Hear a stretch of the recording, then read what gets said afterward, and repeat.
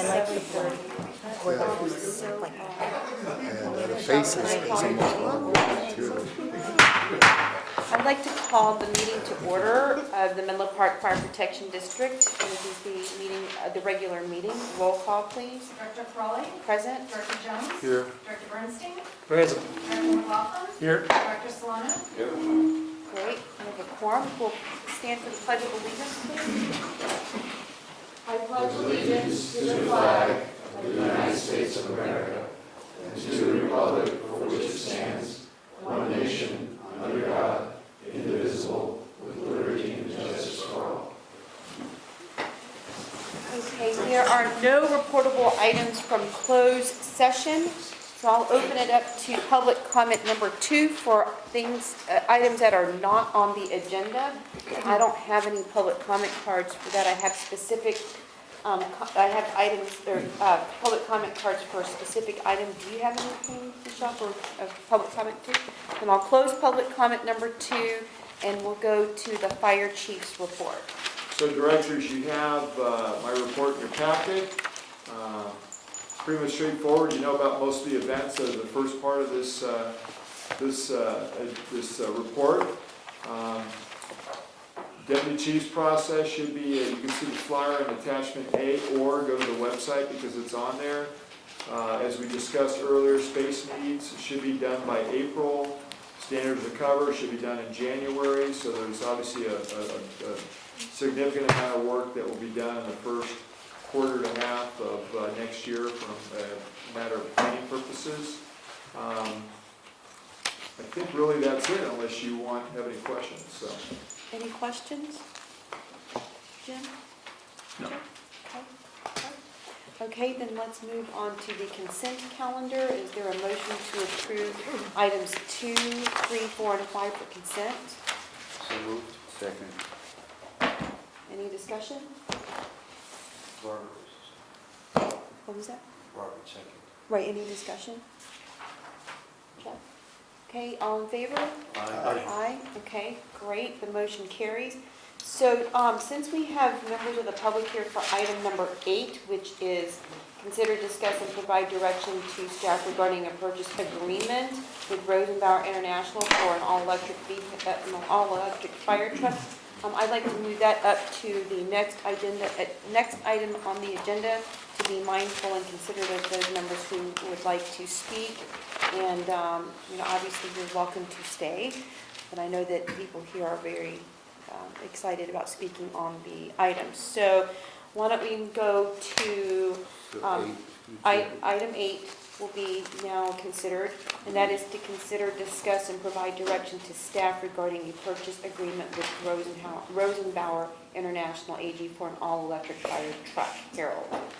So directors, you have a desk item, but I did send it to you earlier, obviously, which is the staff report and the letter of intent, which is new. This came about after our last meeting last week. I know we talked about recycling the report that we had given you at that time, but in fairness to Rosenbauer and also in subsequent discussions, we discussed the placement of an order, the timing of if we were going to do that and receive a unit, what would be the availability, and then the reality on the ground for them as a manufacturing company, not the only one, but certainly unique for components that are being used in other things like buses and trucks and so forth. The reality is that the reason I'm bringing this forward before you tonight is that in those discussions it became clear that based upon whatever decision you were going to make, there was a timing issue regarding the number that they could produce within any given year, and whether or not we would have some level of priority if we chose to move forward, and how many years down the road would we want to do that. One of the questions, of course, would be, well, why would we want to be one of the first? And it's not because we would want to be the first, it would be because of the relationship that we've already had and working with them in terms of components, how the design and so forth. And Rudy's here again from the shop, mechanic is here. He could speak a little bit to why it makes sense from his standpoint in the design phase, especially having already given Rosenbauer feedback regarding things that would make sense from a mechanical standpoint equally, as Director Solano brought up last time, there's issues with the apparatus committee. So in those discussions, it made sense to bring it back, to change it. We discussed this letter of intent. We discussed making a more comfortable period of time with the security of a down payment where they would give you 3 months, essentially if you gave them a down payment, to make the decisions necessary to move forward within those 3 months. The bottom line is, in here too, and I appreciate Rosenbauer adjusted the price. As you can see, there was a discussion at the time about 1.2 million. It's slightly down from that, but nevertheless, that's movement. I think that's a good movement. The 3 months was based upon the holidays, the board's calendar, the change in the board's committees and leadership in terms of president, vice president, so forth, that's before you tonight. And really just have an honest conversation with Rosenbauer about all those things. As you can see, all their 2020 units have already been committed. They'll make somewhere around 10 in 2021. They saved us a space in there. They've been busy since you've seen them last. You've probably heard they're all over the Bay Area. They were in San Jose, San Francisco, Fremont, Santa Cruz. They're going to be going into the Central Valley. They came from Los Angeles, Ventura, Orange County. They'll be going to Portland. They'll be going to Seattle. They'll be going into Canada. How am I doing so far? Pretty good. Good memory. You know it better than I do. Well, I don't know where after that. You go through Canada, you drop back down to the United States. So, again, I mean, obviously they're in the business of trying to sell fire equipment. And again, they're the biggest company in the United States. Certainly this is new. And, I'll just say one thing. I know that some communities, because I've heard it, the whole climate issue, whichever side you lay on that. But some entities, because they have these initiatives and they have money, specifically larger cities, certainly in Europe, that's the reason that they are interested. I don't know that that's really why, and I'm only speaking for me, why we're interested. I know Rudy and I had this discussion too. To us, it's the technology, it's the ability in terms of no exhaust fumes, the wear and tear on the drive and propulsion system, less moving parts, less maintenance, all these different things that we see as just a better fit. You saw the turning radius, you saw the way in which the vehicle currently is laid out. Obviously, if in fact the board were to say yes, the apparatus committee, mechanics would all be involved, and it would look, in some essence, I'm not going to say dramatically different, but certainly different. And yes, it would be right. So, the triple redundancy on batteries, I know I've heard a lot about, we don't want to be, Fremont and Tesla, Fremont PD and the Tesla. We wouldn't be that. And so, because we would look at all those different things. So, with all that in mind, understanding their supply chain and a little bit more about manufacturing and how many they can build and all those different things that are realities, I thought bringing this back and making sure that was all evident to you was the prudent way in which to move forward. We worked as late as last night on the letter of intent, and again, the two things I would just emphasize in there, if you were to read it all the way through, is, again, there's a slight adjustment on the cost. There's a 3-month period of time to allow this board to work through all the things that you discussed last time. Having it go to the finance committee or any other committees that you choose, meetings of the apparatus committee, which hasn't happened because we just got to see this piece of equipment last week. So there hasn't been a time to have a meeting on that. And then, again, a much more comfortable schedule based upon the holidays and these transitions that, within reason, would allow you more time to make the decision with additional board feedback and discussion, staff information, and community feedback. But one of the things, like Director Crowley and I were talking today, and Virginia had some great questions. And I said, well, but why would we answer all those questions if we don't go through a process? Because that's staff time. I didn't know all the answers to the questions that you asked me, and certainly there would be time in here if this were to go forward to answer all those. So that's my report. There's a letter of intent, and then I don't know if you want Rosenbauer to speak to any of this, or Rudy, or again myself, but that's where we are currently. Do you have anything to say from Rosenbauer? No, it's just that we did show the intent. Menlo Park has been one of the early people. We've been talking to the chief for like 3 years. 2 or 3 years, yeah. And that was our intent by lowering the price a little bit because we really want to work at Menlo Park. Rudy went to Austria, as you all know, and you added a lot of value to our project. Rudy has some phenomenal ideas. And we don't know how fast they're gonna fill up. Everywhere we've gone, we've had tremendous response. They may fill up, you know, maybe in the next few weeks, it may be 4 months, but the slots are limited. And it's not our production capabilities, it's our suppliers. Volvo builds our major components, and they do electric buses, and they're only allocating a, you know, a certain number to Rosenbauer. So it's not necessarily our ability to build them, it's the components.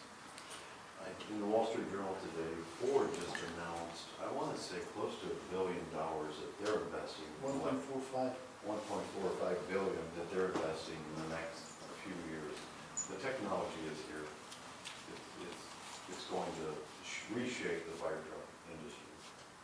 And we'd love to work with you guys. Can I add one thing I forgot to say? So, you know, the feedback that we got, I know Virginia went to Station 6, and during the community period of time there's a short clip I think I sent everybody on the video, that Rosenbauer did. I mean, that was the whole time I was there. It was very positive, a lot of good feedback, people very interested. I know they really enjoyed, you know, having kids and people just stop and get out of their cars and take a look. I mean, it was exciting and interesting. And then I thought the interesting comment, Steve, was I've never seen so many Teslas, right? I mean, you know, this is only new to us. It's not new in terms of vehicle technology and so forth. So, you know, it's new to the fire service. And to the 3 years, I mean, yeah, we've talked about this concept for a long time because it's made sense. And again, whether now is the time and the board chooses to do this or not, I thought, and I appreciate that Rosenbauer offered us 3 months to make that decision to answer all those questions that anybody would have, so it's a much more comfortable schedule. It doesn't feel like you're being pressured, and you know, you can make a decision, again, if you choose to move forward tonight. So the $2 million deposit, the $200,000 deposit, sorry, that's the refundable, is that the new thing here versus from last week's report? Is that one of the new things? So Yeah, last can you week, just tell us the yeah, difference? estimated cost last week was 1.2, it's not that, it's down as you can see in that report. But And the the other deposit- thing is, the deposit has always been there, but the 3 months of time and the refundability Right. completely is new. And that's, again, that's what we discussed because, Fair is fair. yeah, fair. For whatever reason might happen, and a real contract, a supply contract does not occur, yeah, then there's no reason for us to, we release the slot, there's already a long waiting list, so that slot will be filled up. That's just not a maybe, but it's a if. But if at the 3 months, for whatever reason, no conclusion, no purchase order, no contract comes, then you receive the deposit back. That's only fair because we didn't do anything. We manufacturing for another client, so it's refundable. Our primary discussion afterwards was, nobody wants us to feel rushed Yeah. or pressured. You know, I think that night there was a robust discussion that was good, and it was more than I thought, you know, would occur. There was obviously interest, so with that in mind, it was, if we don't want to make this, and I asked Rosenbauer to come and present, okay? They didn't ask me to do that, I asked them. But on the same token, out of fairness to the board in the process, we didn't want to make it seem as if it was some sort of pressure tactic or technique, because that's not what they're about, it's not what we're trying to do. And again, it's a big decision for the board, it's a big decision for the organization to change and move forward this way. So, you know, with all that in mind, it made sense to give it more time, and they very graciously accepted that, so. Chuck? I'll have some comments later, but I just have a question. What do we know about the duty situation, since this will be manufactured abroad? What is the duty on foreign vehicles? I don't know. We've put in there $5,000, it's pretty minimal. We have a free enterprise zone domestically, and that helps us when we do imports. It's roughly $5,000 that we're covered. So it's not significant? That's in It's that. not significant. No, it's in that number, Chuck. Okay, thank you. The duties or import fees. Okay. It's in the new thing or the original It's plan? in the 1.1, It's not spelled out. It's not spelled out, but it's part of the. I see what you're saying. Okay, I didn't see it addressed anywhere. Thank you. We do a lot of, I'm sorry. Oh, no, go You ahead. know, I have an initial question, and then I have some additional comments as well. But have we heard from the apparatus committee? Have they evaluated So we haven't even met, because the day that they had that opportunity to drive in, it was the only time that they were together. And we didn't plan for a subsequent meeting, because we didn't think that would occur this quickly. That's why, again, it makes sense if in the report it says, we'll meet with the apparatus committee, so that we'll get everybody together in a room, we'll have those discussions. Chief Stevens, Ben Marr, and myself discussed that today. If this was to happen, when would that occur? It would be the first of the year, because they're on different shifts as well. So I have additional comments if nobody else has any preliminary Go questions. ahead, and then, I mean, I'm going to take public comment, but I think the public should hear our comments as well for, Do we take public comment first? Or? no, go ahead. My comments really fall into two broad categories. One is the vehicle itself. I have concerns that we're considering the purchase of a vehicle that does not exist, has no track record, is an unknown quantity to us that costs several times more than the vehicle currently in use performing that function. Rosenbauer may be the first into this market, but as was mentioned, Ford is putting money into this. Virtually all of the automakers are putting money into this electric vehicles. Will there be other manufacturers of electric fire trucks? Perhaps. There isn't now. I think it's speculation on whether there will be others or when that will happen. But the question for me is, do we use district resources to develop a vehicle that, again, is of unknown quantity for us? That we talked a bit at our meeting last week about maintenance and support, and that left me with concerns. We'll have a highly specialized, unique vehicle that is one of a kind, that's been manufactured and developed and designed in another country. If there's breakdowns, do we find ourselves with an expensive piece of equipment that cannot be used? I found no study methodology or evaluation methodology in the staff report, so I don't know what would we be evaluating, what would we be considering, how would we be doing it? Do we have the capacity, do we have the expertise to evaluate this highly specialized new vehicle? I'm concerned that the apparatus committee has not been heard in advance before our meeting now to discuss the purchase of the vehicle. What is the view of that committee that is charged with that?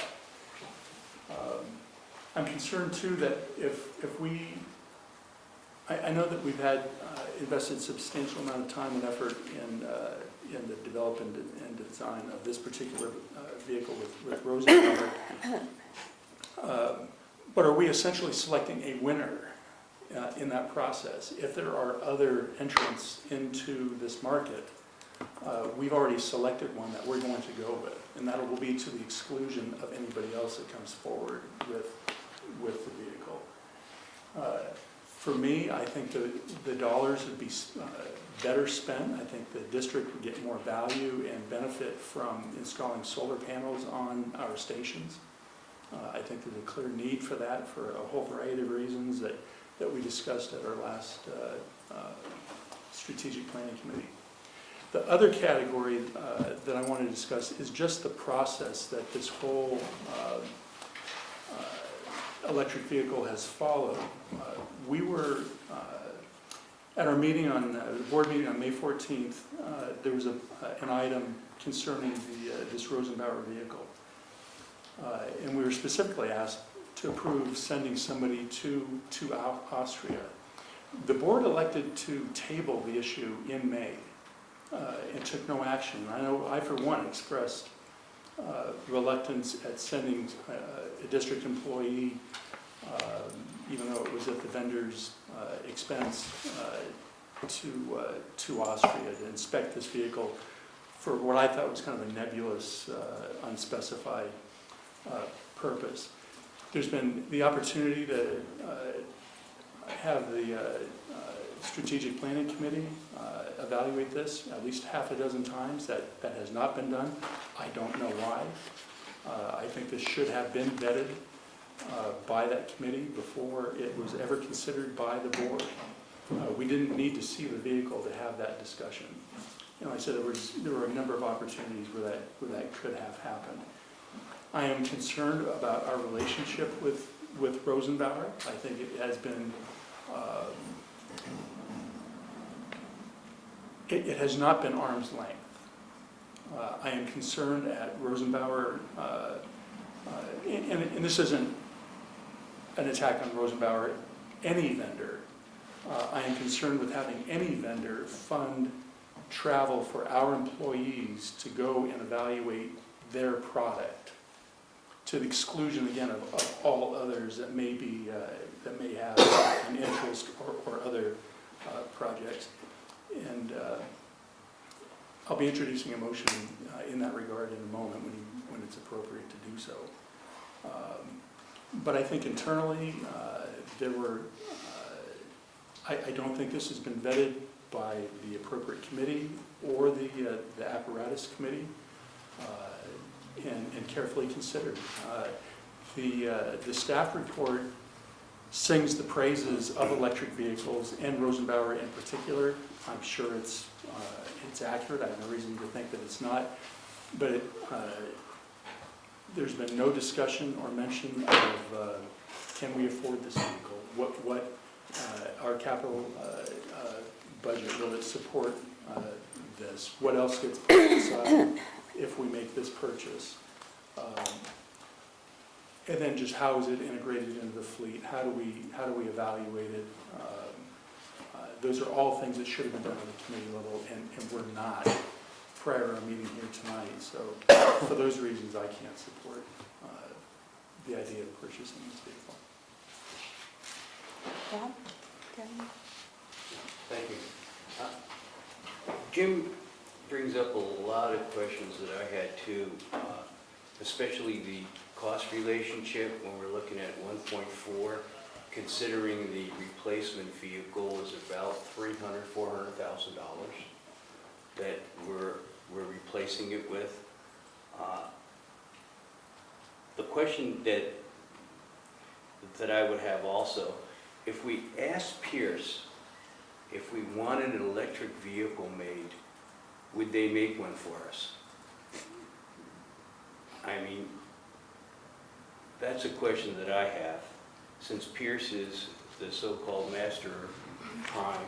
And the big thing here is the apparatus committee, which is what I asked for the last time, was for their recommendation, and they haven't met because of different hours of working, and you know, I think before I approve or vote to go forward with this, I want that apparatus committee's recommendation, pro or con. And also, as to repairs, does Rosenbauer have a designated repair place that we could bring the vehicle to now? They do in Modesto. And where is that? Modesto. Modesto? It's called John Burton, Burton's Fire. Burton's He Fire was here the other night. is our local dealer in Modesto. They have like 20 employees. They used to be a Pierce dealer. There used to be a Pierce dealer, now they're... Well, they were the Pierce Service Center for Yeah. maybe 20 years. Yeah. So we switch for a reason. All right, well, that's one of my questions answered. But also, when we were going through our strategic planning, I had asked for a planning and inspection unit to be established within our fire district, and I think that would be something that would help us make these types of decisions involving design and operational effectiveness in conjunction with an apparatus committee. I know with my experience with the Department of Justice, we had an administrator safety committee that went through particular items that were purchased by the Department of Justice, and they were vented through this agency that we had set up. I think it's a great idea. You know, I think that's the direction that we should go to. is electric vehicles. And I also look at our, Chief, do we have any electric vehicles in our service fleet? No. We don't. So we're kind of making a big jump there relative to going to a fire truck when we don't even have, some of our service vehicles aren't even electric. What other manufacturers have we looked at relative to electric fire trucks? So Are there around any? the world, there's no other agency that makes a fire truck. We've been on this project 5 or 6 years. No, we've been on this project for It's like like 8 years already and spent $15 million. To answer your question directly, we have. This isn't a public debate. Oh, sorry, okay, sorry. Yeah, excuse let me. me, Sorry, I, sorry, sir. yeah, that's, No, if there's other manufacturers that we can explore. So I think we're a little bit ahead of what needs to be done here to approve this purchase myself. Thank you. Robert? Sure. I think there's two issues or two areas of thought or concerns that areas that we need to look at as a board. The first one has to do with the letter of intent, and to really kind of understand what we're actually approving. If it's my understanding that there is a initial deposit of $200,000, and that's just like a retainer, you know, and within that 3-month period of time, there's a process of examining and evaluating based on what the chief recommends through his investigation and sitting down meeting with people, staff-wise as well as people from Rosenbauer, to kind of come up with some idea of whether this is a go or no-go. And all the $200,000 that I understand is doing is giving us an opportunity to look at the truck, the fire truck, to see if it fits, see if it meets our qualifications and specifications, because there's going to be an ongoing process of fine-tuning this particular hardware to fit our need. The innovation comes into play, it's all electric, you don't have one. That will be the wave of the future. We're just getting ahead of the curve. That the district has always, it seemed like based upon the historical, how the district operates, it's always been ahead of the curve. Whether other people have it or not, it's always been looking in the future as to what can we do to enhance our services, to save money and save lives. I think the other part of this is that through the initial use of all the electric trucks, even though, from my understanding, correct me, Chief, my understanding is that this truck is not going to go out and fight these major fires. It's mainly being used to add, like the EMR truck, you know, with a limited use. And I could be wrong, but it's not going to be like the big truck we got out here. It's not going to service those particular calls. But it will act in the way that our paramedic trucks, with all the assistants that go out and save lives and folks with people, even though it's going to be designed to carry water, you know, what with 500, gallons, I guess, thereabout, what else, how big a fire can it really put out?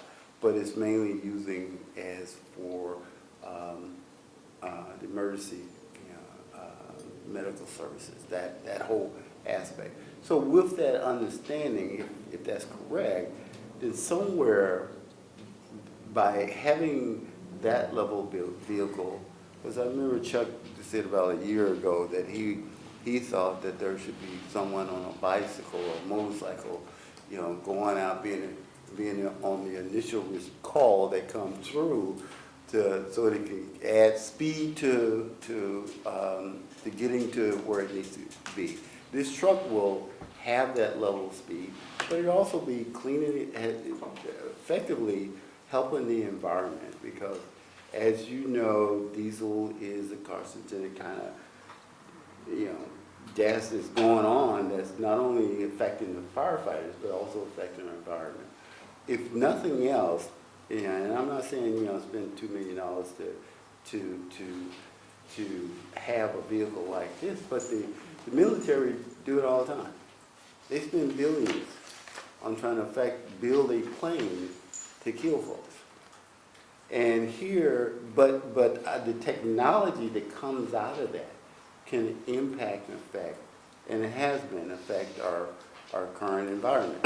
So I'm not saying that this one particular item is going to solve all our problems, but it will lead towards solving a good number of problems that the fire district has in terms of having safe vehicles where the firefighters can work around, be around.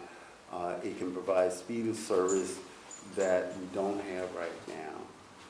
And also it can protect the environment. So that's my comment. So the two items, one, understanding what the letter of intent really is moving towards. And I'm all in favor of moving forward because I think it's the way of the future, and I think it will provide, give us again a clear jump on what we need to try to accomplish with this.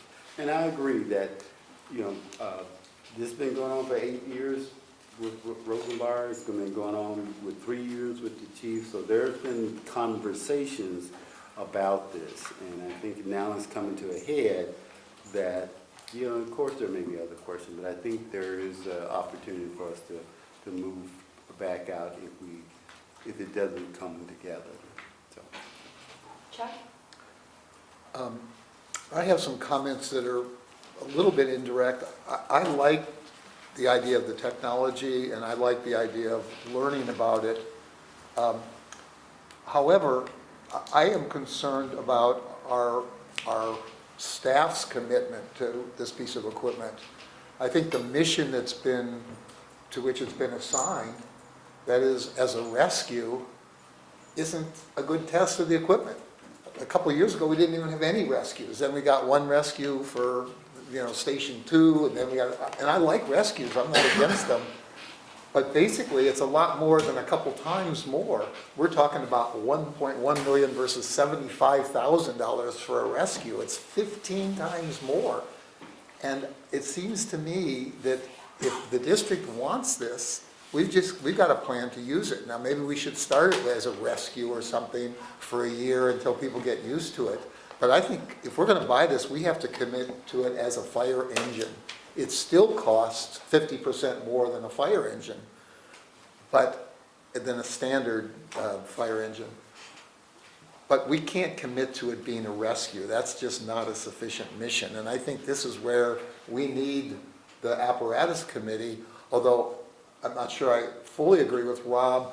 I'm not so much in deference to the apparatus committee as I need to see them get on board. They want this or not, but to say, oh, we'll just park it out back and we'll use it from time to time.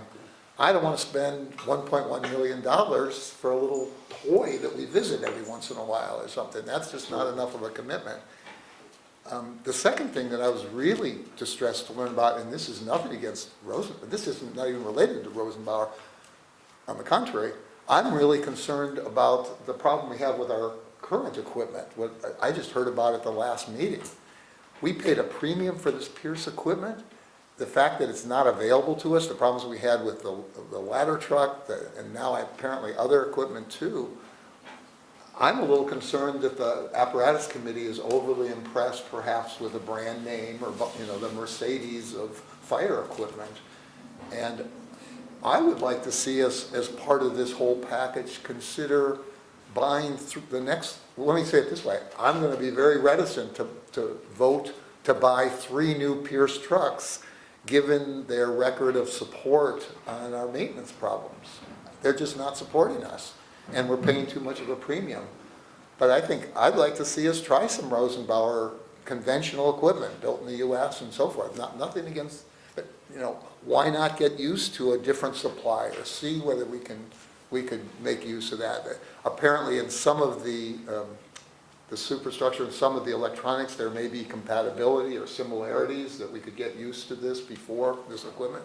In any case, I'd like to see us take a look at Rosenbauer equipment, at least consider buying that as part of this move.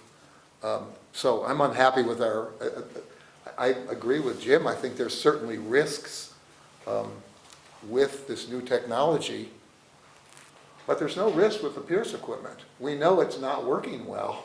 We know for sure. So it's not even a plus or minus. This is a minus, and I think we need to address that right away. And I don't know how that fits into this whole thing, except that I think we ought to seriously consider Rosenbauer as a vendor. I like the philosophy of using, to the extent possible, off-the-shelf equipment, stuff that's available, you know, that's made by other manufacturers and is not a one-off manufactured by themselves, and it takes, you know, a month to get a part and things like that. So anyway, I'd like to see us make more of a commitment, and I think it's going to take the apparatus committee. If they want to keep buying in Pierce equipment, I've got a big concern with the apparatus committee, and because I'm not as an individual prepared to support those purchases anymore. I don't know what that means for the district. Anyway, that's not exactly, again, I like the idea of new technology. I think we ought to be experimenting with it. I think this is an important discussion. You know, if it hadn't been for Rosenbauer bringing this truck here, would we even have discussed Pierce's equipment? I don't know if that would have even come up, but it's something that's a major concern to me, because if the truck won't function and we can't rescue someone, that hurts our residents. It would have come up because part of sending the apparatus committee back nationally to Rosenbauer's facilities was to look at the bid build for those vehicles, and that group went back to look at that. So, you know, there is an emphasis on trying to figure out what is the best and why, and looking at other options. And we haven't ruled Rosenbauer out for our fleet. That's, again, another discussion that we need to have with the apparatus committee regarding where they sit with that as well. So, I mean, you know, we're trying to broaden people's, I mean, you don't know until you go take a look. We've been working with Pierce for 30 years and really have not looked outward at all up until recently. So, and part of that is because of these issues that are being raised, just so you know. Well, I think, you know, it just may be that Pierce is the kind of manufacturer, I mean, they're basically building custom vehicles from the ground up, and that kind of went out with the Stagecoach. And now that we're in a world of electronics and so forth, I'm not sure they're a company that we can move forward. I mean, when the electronics are making the decisions that the firefighters should be making, we've got a problem, I think. And just to be fair to them, and Rosenbauer and Seagrave, and there's a small number of manufacturers in the United States that make apparatus. All of them have some level of challenge. I mean, if you go around and talk to people that buy each one, you'll get pro and con. So, in fairness. Okay. But there needs to be, to your point, there needs to be analytics behind it. That's what we're trying to do by exposing that committee to a different type of vehicle and manufacturer, right? Domestically, including for frontline engines. And then I just want to address the rescue concept. You know, again, and to Director Solano's comment, the apparatus committee does have some sway, or personnel do, when it comes to integration of something new and different. I would not want to do that at an engine company level, because I think that could be problematic. And I think, you know, when you look at what we do and how we utilize, I mean, the Rescue 77 isn't just parked and back. It's in a station, it responds to calls, it's fairly busy, but we're not necessarily putting the load on it when it comes to structural firefighting. It does brush fires, refuge fires, the homeless encampment fires. It has a small pump and they use it. It isn't something I would use on a structure fire, and I think they realize that as well. So, you know, that would be something we would need to consider when the apparatus committee, if you were to move forward, we'd have to make a decision, because part of that is if we go with that style of unit, it's a smaller pump in terms of GPM, and it's a smaller water tank, which is weight reduction. So that allows you more space to do other things as well. And if we choose to make it a pumper, it's a bigger pump and it's more water. So it does affect what we would build. Oh, okay, so but what I understood is we had the option to buy a tank that was actually bigger than the ones we have on our current engines. So on the and again, I'm not gonna speak for Rosenbauer, but I mean, on any build, I'll look at Rudy, in any build that we have, we look at what the unit's gonna do, and we then let the apparatus committee say, give us size the pump, size the tank, and tell us what other equipment we need to have on in terms of how the compartments are laid out, and ease and efficiency of the unit.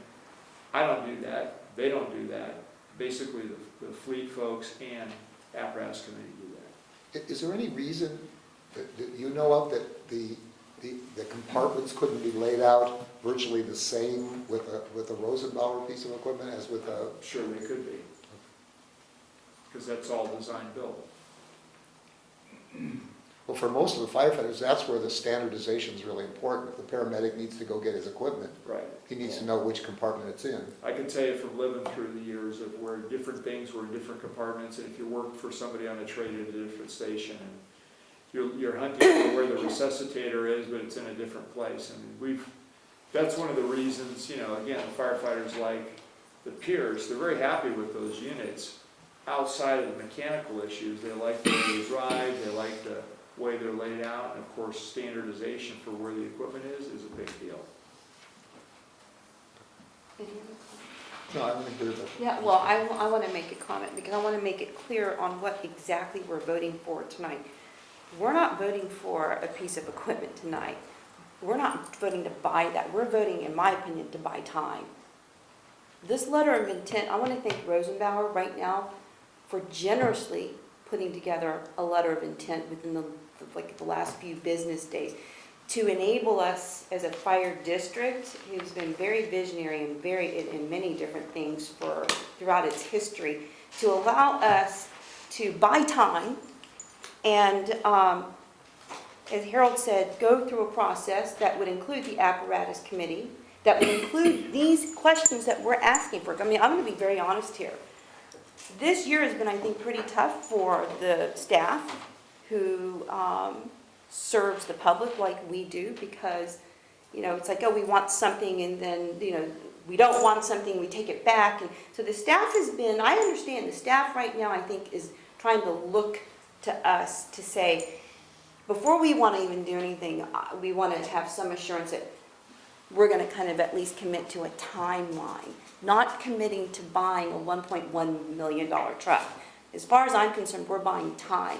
And from what I could hear and see at our public open houses and the public viewing, a lot of people were very interested in at least exploring this. So to cut it off without even, with the wrong way of thinking of we're buying a truck tonight is very, very premature. We're not buying a truck tonight. We're buying time, okay? And so I look at this as an opportunity for us as a fire district to explore what this technology could mean to the fire district, to our residents, who I know are very interested. I agree with Rudy that, he's assured us that he's very comfortable with this. I mean, God, if there's anyone who's an expert in this room about any of the apparatus and equipment, it is our fleet mechanic. And so the way I see it is we're buying time, we're not buying a new piece of equipment right now, not without the due diligence, which Rosenbauer has generously extended to a 3-month period and a refundable deposit. So I want to make it very clear that we're not buying a piece of equipment tonight, we're buying time. So to that end, I'd like to take public comment right now, open it up. I've got Jim Lewis, and I just want to remind everyone who's making public comment that there is a 3-minute time limit. Jim, I have you down first because that was the first card I got. But if you want to go later, let me know. No, that's fine. President Corrali and members of the Fire Board, my name's Jim Lewis. Every once in a while, an agenda item comes before you that has the potential of making a significant difference. Although there may be pros and cons, on balance, the decision to accept or deny the item rests on what is best for the community and in the long run. The agenda item before you regarding whether to move forward or not with the Rosenbauer fire truck is such an item. The challenge before you is weighing the pros and cons on an innovative apparatus and deciding whether it meets the mission of the district and especially in an enhanced way. As a citizen, I'm in favor of taking this agenda to the next step. This will allow staff time to answer your questions and perhaps those of members of the public. Continuing this item until your January 2020 meeting will allow time for more investigation by staff and feedback from the manufacturer. In considering this item, I'm reminded of a story published in the newspaper about an innovative bus that the Valley Transportation Authority was considering. It didn't run on gasoline or diesel, but instead on an eco-friendly fuel. The cost was over $200,000 for one bus, which they could hardly afford at the time. However, despite the cost, their board decided to purchase it anyway, stating that the future depended on it. They said that somebody had to try out this new technology despite the cost. This is how game-changing technology comes about: taking chances, following through with due diligence. With a world that's in flux in a variety of ways, as a citizen, my vote is to continue this item until your January meeting. I think it's the right thing to do. Thank you. Thank you, John. Sean Ballard?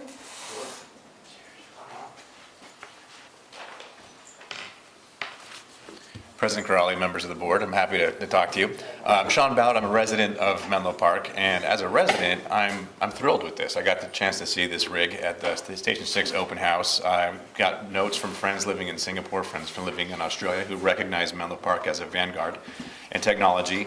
And I, as a citizen, I think that innovation helps my quality of life and keeping my life and my property safe. So I'm very much in favor of this resolution that you move forward with this.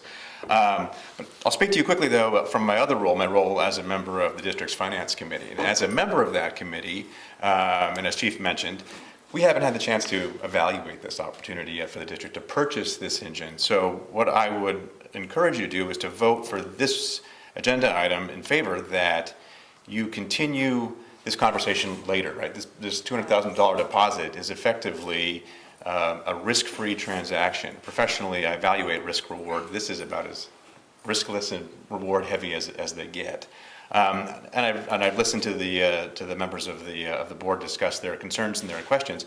Those are, of course, very valid, but you need the time to evaluate those, come to answers, and then ultimately make the decision on the rig. But I would encourage you to continue moving forward with it. Thank you. Thank you. Peter Carpenter?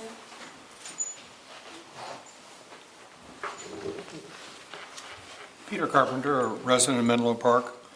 I think it was about 18 years ago that I drove the first all-electric vehicle into the parking lot of Station 1. And as many of you know, I owned 2 Corbin Sparrows for a number of years, and they were many, many years ahead of their time. They had problems and difficulties, and next week I'll take delivery of a Tesla. The concept of moving from reciprocating engines to rotary engines is just, it's a game changer. You don't see piston engine airplanes anymore. They're all turbines. The reason for that is if something goes around and around versus jamming in and out, you're just dramatically changing what of its life cycle cost. Menlo Park Fire Protection District has always prided itself on being an innovator. And I would encourage you to continue that record of innovation, which is recorded, I think, quite well in the Chief's report. The other part I'd like to pick up is on Director Bernstein's comment. Pierce, essentially in this country, has a monopoly on fire engines. Their approach to innovation is to put LEDs on their trucks. And that's about as far as they want to go, and even that they can't do well. The biggest problems that we've had with the Pierce equipment is their electrical issues. And if you went to Pierce and talked to them and said, well, what about an all-electric vehicle? I predict that they would just look at you with a blank stare. A wonderful way to send a message to Pierce is to approve this item tonight and to say, we're going to start looking in new directions. That doesn't commit you to the future, and then you've got an interesting reaction. What happens in the next 2 or 3 months with Pierce? Are they going to reach out to you? I predict they won't, but they might. Somebody has got to break this Pierce monopoly. And I would encourage Menlo Park Fire Protection District to be a leader in breaking that monopoly. And I encourage you to take this option tonight, which is, Sean Ballard points out, is risk-free, and gives you the opportunity to touch all the bases you need to touch before you make the next decision. Thank you very much. Thank you. So I got an email that I think went through our general email system as well, Michelle. This is from Diane Bailey, who's the executive director of Menlo Spark. She wanted me to read her letter. She's actually at the Menlo Park City Council meeting, so I told her I would read it. And I got this at around 4:45, so I couldn't print it out, but it's probably in our email system. The normal, I think it went to mpfd@menlofire.org. So, Before you do, could I just ask General Counsel, is that permissible to read an electronic communication? Yeah, so I understand, this was an email sent just to the general district email address, asking to make comment. It isn't the way public comment would typically be done. I think, I think the technical answer is no, but if the board president, I don't think there has to be an objection to it if the board wants to hear it. I wasn't objecting, I was just curious to know if it's not permitted, I wouldn't want to do it. Yeah, I think you could read it, it would be permissible to read it. okay, so this Could is... you name her again? Yeah, please? Diane Bailey, who's the executive director of Menlo Spark. And it went through our normal email system at mpfd@menlofire.org with a CC to me as the board president. And she says, Dear Menlo Park Fire Protection District Board President Shane Corrali, Vice President Jones, directors and staff, I'm writing to express our strong support for a contract with Rosenbauer for one new electric fire truck with a down payment of $200,000, agenda item 8 at your meeting this evening. I regret that I'm unable to be there in person. Testing out the electric fire truck will only benefit the Menlo Park Fire Protection District because it prevents exposure among firefighters to the usual diesel fumes that are carcinogenic. It provides a safer environment to work in due to the quiet motor, and it shows an investment in a climate-safe future by accelerating the transition away from polluting fossil fuels. It was wonderful to see the fire district showcase the electric concept truck last week. That type of leadership makes the Menlo Park Fire Protection District a first-rate district that everyone can be proud of. Kudos to each of you for showing leadership on this important issue. I hope you will move forward quickly with this exciting new contract with Rosenbauer. Warm regards, Diane Bailey, Executive Director, Menlo Spark. Good, Chair. Yes, Robert. I would like to make a motion,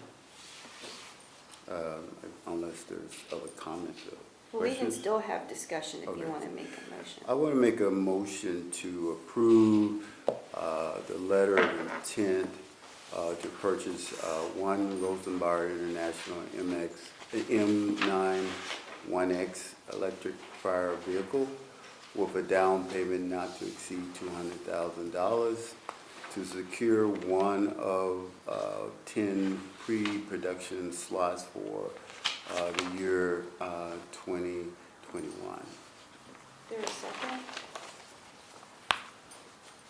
I'll second that. Any further discussion? Chuck? I'd like to ask a question. One of the public input suggestions was to make a decision on January 21st when we have more information. And I was looking at the letter of intent, and I don't see an expiration date on it.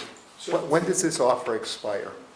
3 months. No, I don't understand that, but Is there a date certain? is there a date where we'd have to accept this agreement? I believe it's dated December 17th. Yeah, it's in there. We have to decide tonight, or this is off the table? No, Well, that's Chair. the we're only deciding to move forward with an initial Well, that's- retainer of 200,000 with the 3 months of look-see to kind of see if this is appropriate for us. I understand, but I'm asking, they basically worked on an arrangement where they've made an offer, and I'm curious when the offer expires. Is it 3 months from tonight? No, Well, This No. offer, yes, I know. and it's basically Okay, yeah. on who's to talk about. So I'm going to allow Rosenbauer to speak on this as they wrote the contract, or the letter of intent. If it's not signed tonight, we could talk about it again and maybe present another one. Are you thinking another? no, how should I say? don't know why you wouldn't do it I know tonight. Do we have to vote on this tonight, or would it have expired if it were brought back on January 21st? That's what I'm It would asking. have expired It on would, January 21st. we could talk about it again and see if we could change that to January, whatever your next meeting is. We can't extend it forever. Yeah. No, I understand that, but I didn't know if it, Hold on, yeah, hold on. Yeah. David, is your question? yeah, so they're saying it expires tonight, is what you're saying, Yes. as it's stated. Rob? If you will extend it till we can get the recommendation from our apparatus committee as to what specifics that they want in this rescue vehicle, so we can make a determination here, because I'm not a professional firefighter, but a lot of my decision is going to be based on that apparatus committee's recommendation. Wait, so, Maybe hold on, let me, But I'm there hasn't gonna, been one yet, right? I understand, so okay, so I actually don't understand why you would even want to extend it until January, because the 3 month, we have a 3-month period of time. That's the whole, this is why I'm saying, we're not buying a piece of equipment, we're buying time. So the time that we have, which is 3 months, which actually Chuck asked a good question, is, will allow us to have our apparatus committee meeting, will allow us to have another board meeting, another discussion in January, another discussion in February, right? That's what I'm saying, we're not buying the equipment, we're just buying time. Are we giving them the $200,000? If we, as a refundable deposit to hold our place. But you wanted to buy the sarin detection machine for the county, so to me, stop. I am not done talking, please let me finish. So to me, I don't understand the difference between the money, because this is refundable. If we decide not to proceed after 3 months, we're gonna get our money back. That is one member of the public said, this is, and I get it, I mean, I've been in trading, sales and trading and assessing risk. This is a total risk-free situation. We get 3 months to discuss this, January, February, March, and we get, we hold our place if we want to move forward, and if we don't want to move forward, we get our money back. So like I said, this is buying time. This is not buying a piece of equipment. Robert? I think we need to kind of understand, there's terms that are used here that buying of time is based upon, if you want, in this respect, currently from what I understand, that Rosenbauer has 10 slots. And as far as I understand, there's 8 of them, maybe 9, already been accounted for. So the time factor is that when they go on the road to their next destination, or may get a call from any of the places they have ventured out so far this week, that since there's only one available slot, and it's right now, it's potentially can get reserved by the district to be able to take possession of this particular vehicle in 2021, that without feeling rushed that this is the right thing, one of the things we need to do is kind of hold that slot It's sort of like when you buy a house, you put a deposit down on that house because tomorrow there may be, or later on tonight, there may be a buyer coming in who want to purchase that same house, maybe at a higher price. So what I'm saying, I'm looking at it in terms of it is an opportunity if the district mission is to continue to try to be that leader in the industry and to have a vehicle that it seems like people don't really have an objection to the future of all electric vehicle. It's just some of these areas that they're concerned about that they want to hear from some other experts at the district, which is the apparatus group, to have 3 months for that apparatus group to continue to come back to the board with their comments, their concerns, or their elation about moving forward. So that's all this is, from what I understand in terms of time, is what we are through the letter of intent, is actually approving. So, just to be clear, because I just added the number of days up, so the deadline for 3 months, give or take, is the week of March 16th. If it's the 17th, it's St. Patty's Day. I'm not sure if that has any correlation, but just ironic that it's sitting there. But it would be essentially the week of March 16th, which would be 1 week short of your normal Tuesday night board meeting. Wait, what day again? It would be somewhere around March 16th or 17th. It's 1 day short. Our March meeting is March 17th, right? Yeah, actually, you're correct. Yeah. I take that back. You're right. So if you make it St. Patty's Day, that's your March meeting. Right.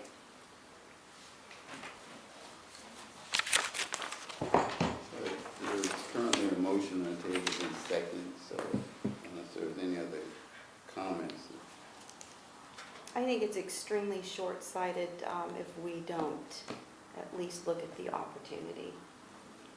And I know that y'all are thinking that, oh, Virginia has an agenda. No, I've actually taken pride having been involved with this fire district since 1999, 2000-ish, during the time that we sent our firefighters to the Oklahoma City bombing. And we've had this reputation of being very forward-thinking and taking a leadership role. And I think that there's no risk here. I don't know why you wouldn't do it, at least just to explore it. I think it's, like I said, very generous of Rosenbauer to do this. I think that the public wants this.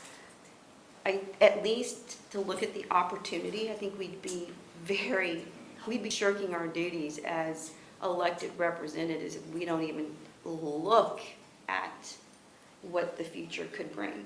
That's what we're known for. So I'm just very sorry that there isn't what I view as the support for this, which I think, again, is very short-sighted, and quite frankly, it shows me that maybe people don't understand the actual report the item we're voting on. Chuck? I feel very conflicted because I like the technology, I'm interested in pursuing this, and I'd like to be moving forward. But my gut from being in business for many years tells me that when I feel rushed to do something without a lot of thought behind it, there's a problem. And I think if I would feel much more comfortable if I could vote on this on January 21st, after hearing from the apparatus committee, because if they're dead set against it, and I heard what the chief said, and I hear but I'm going to have problems talking to some of my constituency and saying, yeah, we bought a 1.1 million piece of equipment instead of a $75,000 pickup truck. That just doesn't ring very well, and somehow I'd like to resolve that. And I just don't think I can do it tonight. We're So- not buying a piece of equipment. Well- So I want to make it very clear, we are not buying an electric fire truck tonight. We're not. That's not what this motion is about. That's all I'm saying. And so I think that to sit there and say we're buying a fire truck is totally misleading and, quite frankly, a lie. So I just want to make it very clear to the public, we're not buying a fire truck tonight. We're trying to buy, or at least get some time. Whether or not you want to call it buying time or whatever is, you can think of it any way you want, but. I'm trying to buy time too. I'd like to Well, buy, I'd like to buy I don't know a what month. 1 month difference is. We're gonna have the 1 month if you vote on this. Well, But is it because I'm president that you don't wanna vote on this tonight? Because we've got the holidays coming up. Why would you, why would you be, I, why would you be president to Chair, make a to difference? the chair. Well- Why would that be an issue? Because To the it's- Chair, I want yes, to be Robert. recognized, we're going to need to stop all this. There's a motion on the table, and since there is no other relevant information the board members might want, if they do, let's ask for it from the chief or from Rosenbauer. So there is a motion on the table, there is a second. yes. So either we're voting yes for it, or we're going to vote down. So I call for the vote. Okay, I'm going to further speak my piece here. Please. Is that, Chief, how much time would you need for the apparatus committee to meet and give us a recommendation on this? We'd probably be able to get everybody together second week of January. And- So could you have it by the 21st, where that the Sure. apparatus committee could prepare a report Sure. for us? Yeah, and that was, and baked into the thought process with Rosenbauer and discussion was, based upon what the board said last time, you want to have the finance committee meet, so that has to happen, maybe Right. once or twice. Director Bernstein's point, I'm sure there's people who don't agree. And so, to answer their questions, both in favor and against, what I discussed with Director Crawley today is, I like to get all the questions, because that way we can hopefully answer all of them in a cognitive way within a period of time. Let's hear it, good or bad, what are the concerns, and try and address that. And again, from the apparatus committee and the design issues that are being brought up too, you're gonna get a recommendation, maybe we're gonna say it's gonna be a rescue squad and it's downsized in the pump of water, then it won't be an engine. We gotta make a move one way or the other, so those will be in And what there I'm as well. hoping, Chief, is that it'll open the door for this technology to continue and get the larger trucks, and for us maybe to go electric like this. Correct. But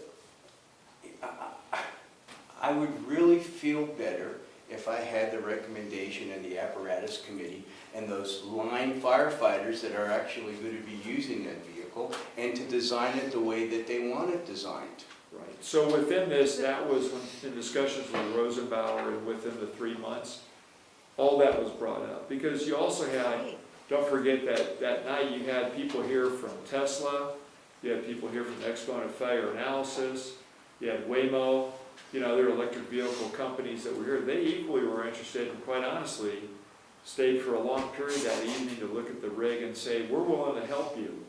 I'm not an expert in power. Something's got to power at the station, right? So is that the Tesla Powerwall? I have no idea. Those are things that we look to them to help us out with, and they're willing to do that. They're willing to volunteer their time to help us make decisions on that end. We had a bigger discussion about solar and power and all those things as well. I learned a lot that night just sitting in here talking to them. That's what they do. They're into batteries, they're into battery technology. So again, baked into this 3 months was to ask those people and individuals as well, what's that need to look like in a fire station? If you were to move forward, you'd probably want to monitor how much power we're really using, because how much money are we really saving?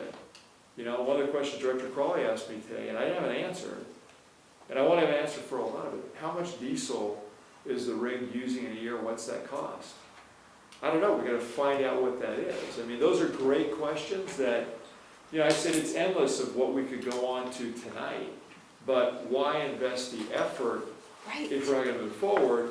But if we're going to move forward, then I'm happy to do all that, because we're going to set loose a process. And you can discuss the process too. If you want to have additional board meetings or community meetings, or more finance committee meetings that goes to strategic planning, all those things, you're the board. Tell me what you want us to do. I know you have a lot of questions, you have a lot of concerns, legitimately. But that's why we said, and I said to Rosenberg, we need 3 months at least to figure out, is this a fit for the district? And that's what we're buying is time, without losing the slot and understanding their business issues as well. We're not the only ones, so, that's part of this equation as well. Any other public comments? Can we go through here? Yeah, it's open. I'm leaving public comment open. If Yeah, you'd like to fill out another I'd like card, to- Peter. Reinforce Director Jones's comment. A number of questions have been raised here. It seems to me this is a win-win situation. The period of time that you have, and I suspect that Rosenbaum would be perfectly prepared to have this agreement go through the March meeting, the 21st, or 17th. the 17th. You know, that's adequate time to address each of the questions that every one of you have raised. And I point your attention to the last line on the first page of the letter of intent. They've got 10 production slots, and they're offering to reserve one for us for 90 days, so we can decide whether to proceed or not. If we don't reserve one of those 10 slots, we'll be into the following year. Now, I was planning on buying another car than a Tesla, and the company that I wanted to buy it from said, we're not going to bring it into the States for another year because we can't get batteries. That's the limiting condition for these manufacturers. And they pointed out they've got enough commitment from Volvo to build 10 of these. And this is just buying the right to that one slot for 3 months. And at the end of those 3 months, if all of your questions haven't been answered, you get your money back. Right. If you don't do this, and tomorrow somebody comes in and takes that 10th slot, this is all moot. Yeah.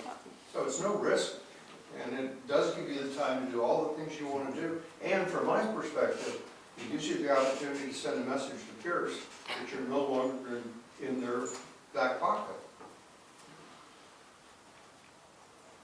Any other public comments? Yeah, I'd like to say something to Director McLaughlin. You know, you're concerned about a one-off vehicle, and I agree, you know, it is a one-off vehicle, but we've done one-off vehicles before. We have a perfect example. We have 2 airboats in the swamp right now. We currently started with a Panther that was all steel. It was terrible. It wasn't a very good airboat. And then we designed one in 2004, and it was a one-off airboat that we designed, and it turned out to be a very good airboat. We have it right now. We use it every day. Well, not every day, but we use it when we need it. And then currently, myself and Zamparelli and Grady, we went back to American Airboat and we designed another one. And I had commented to them that I wanted to do an enclosed cab, so then, you know, the patient would be taken care of away from the elements and wouldn't come back frozen by the time we got back to the fire engine. Because the open cab airboat, you know, you go out for a rescue and you're freezing even on an 80-degree day. So we made this cab, and again, it was innovative. Nobody else had done it. And when American Airboat and I and Mark and Grady sat down and we said, this is what we want, you know, they started to build it, and the Cajun Army came out and looked at it and they said, we're looking at getting 20 of these because this is great. I've never seen anything like it. So again, you know, Menlo Park Fire stepped up and we were innovative again. But, you know, all your questions are valid as far as like this electric fire engine. And, you know, I'm the one that's going to have to work on it. And like I said before, last meeting, you know, I hate electronics, but it is the way of the future, and I'm going to have to learn how to work on it and work with the engineers and make sure that I can be there to diagnose or repair that engine. You know, I do it now for all the engines we have now, and one of the things that I told the firefighters, I said, what's the number one thing that starts that engine right now? Batteries. So what are we going to be buying? A battery, you know, battery-powered fire engine. And it's very nice that that engine would have a 6-cylinder BMW regenerated motor, because it's just a better way of doing things. I mean, it's not like a Tesla where it's just all electric. We have a backup. So that's all I need to say. Do you have a comment? No. You have a comment? No. Pardon me?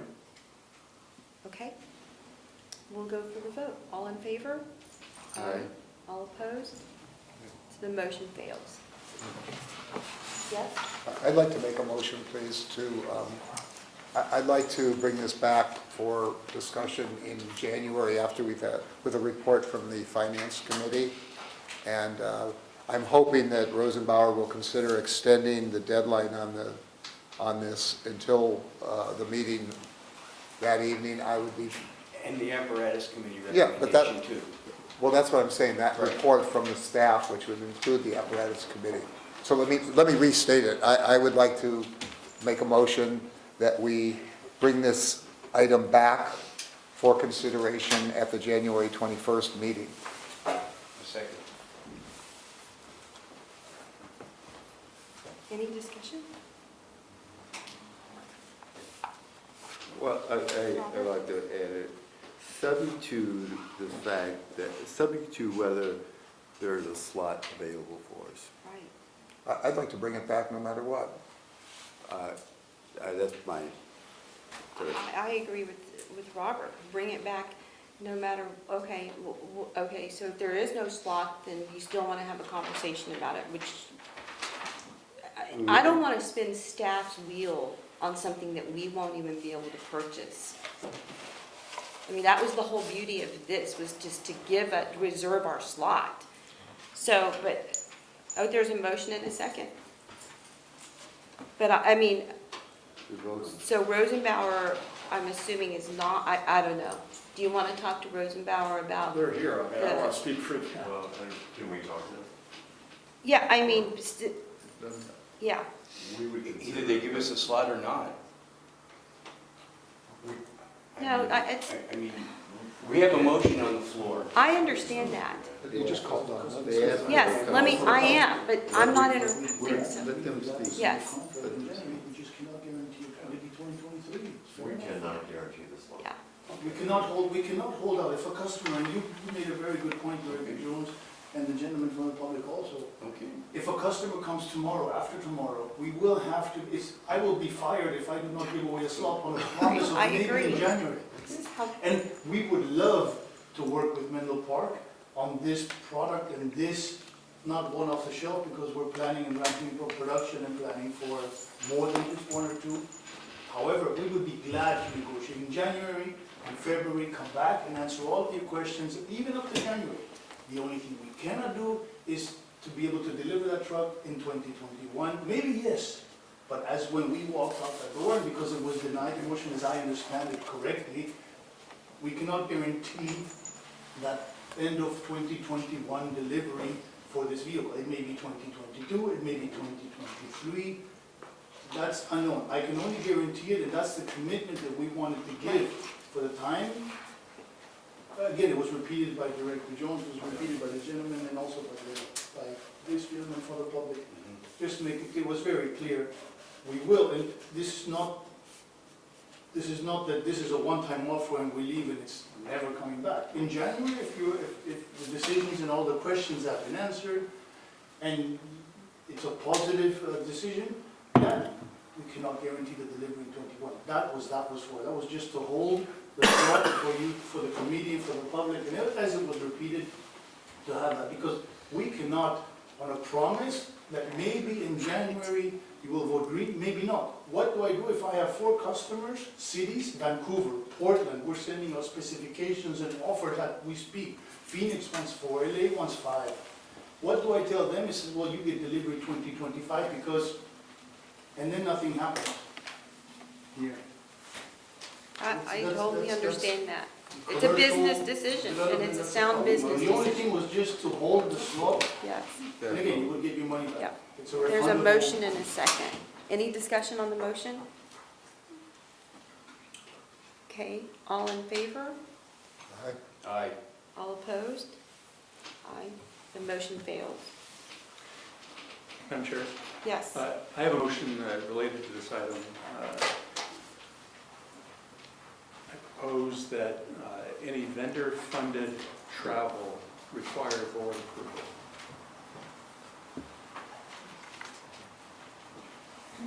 That's not on the agenda.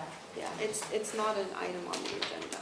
That It's- It's it's- not even I related think to, May I, Yes. I think Jim told me correctly, maybe you can put it on, request to put it on the agenda for next month, so we vote on it, follow that process.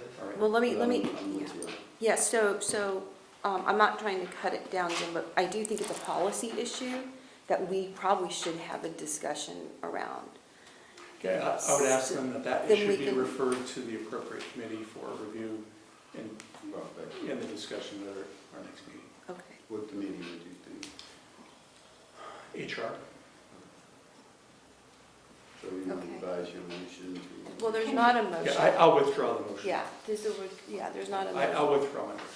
Okay, But you do want to get it on the agenda for I that. do. Yes. So that would be under director's reports? Yes. After yeah, that. later on the agenda. Right. Okay, okay, great. Moving on to item 6, which is discuss options and provide directions to staff concerning the proposed secured property tax revenue budget for fiscal year 2020-2021. Okay, we're starting the 2021 budget, and at the beginning, we generally look to the board to approve what the recommended proposed revenues will be. We did bring this to the Finance Committee. In the past, we've always had 3 choices. The first one we had was the CPI before at the Finance Committee. And option 1 on the report of 4% is the one that the district has gone with for the last, as long as I've been here. And quite a few years before that, I'm sure. After talking with the Finance Committee, we talked about the 8.68%. And that maybe that would be better direction to go this year. And the difference in, say, the 4% and the 8.68% revenues could be put directly to, budgeted directly to the CIPs. So, I'll open it up for discussion. I have a question. Jim, do you have any? No, I don't. Rob? No. Robert? No. Have to answer Chuck? that question. Yeah, let me just add, I'm supportive of this. Let me say it in a kind of a less formal way. What we've done previously has been very conservative in terms of the estimate we've made on property taxes. At 4%, most of us knew that that was a low figure, but we felt rather than put a whole bunch of money into the budget and then maybe have to cut mid-year or do something like that, we'd just be conservative. The downside of doing that is at the end of the year, we had this big surplus and it just looked bad. Like, oh, they got so much money, they don't know what to do with. The reality is, when we get a formal capital improvement budget, we could have somewhere between $75 and $100 million of expenditures, of which right now maybe we have close to 20 million. So we've got an $80 million shortfall. And what we need to be doing is putting money toward that. It's not like we have surpluses and excess money. We've actually got a shortage. And I think I'm supportive of using this higher figure because it's more realistic. The commitment is to put the whole increment, in other words, the difference between 4%, which might be a good estimate for an increase of our operating expenditures, that additional 4.68% would go into our capital improvement program. It serves as kind of an accordion. If for some reason we're having problems, it can reduce a little bit. If we've got even more, it can increase a little bit. So it's in there, and we're making a commitment to the future of replacing our stations, replacing our apparatus, and so forth. So I think it's a kind of a new philosophy. This is not my idea. This idea was suggested by the staff. But I think it comes out of our discussions of some of the problems that we've had with surpluses looking like we're rich, when in fact, we don't, all the things that we want to build and create and replace, we don't have enough money to do it. So anyway, I think it's a good idea, and I just wanted to sort of tell you why I think it's important to do this. I was just saying that it's stuff we have to build. You know, it's not just stuff we want to build stations. We need to update the stations. And we came up with this, that methodology was out of the one for keeping it at 4% or lower. Right. Was based upon the recessionary period of time. Right. So as the economy's gotten better, as the trend line seems to be, to Director Bernstein's point, based upon our conversation at the Finance Committee, we were always below the trend line, which doesn't make sense because we're not in a recessionary period of time again. And it does look like you're leaving money there, and the perception is that you don't need it to operate, when in fact, to the point, yeah, we're putting this in CIP, we're putting this in the pension fund in terms of the unfunded liability. So the mechanism's already there, but they're not transparent on the front end, so it does make it look as if there's an opportunity for you to, you know, you can operate for less money and you really don't need that funding, which is not true. But can you tell me how you came up with the 8.68%? That was an average of fiscal year All of these? no, just 17, 18, 18, 19. Okay, On the trend line.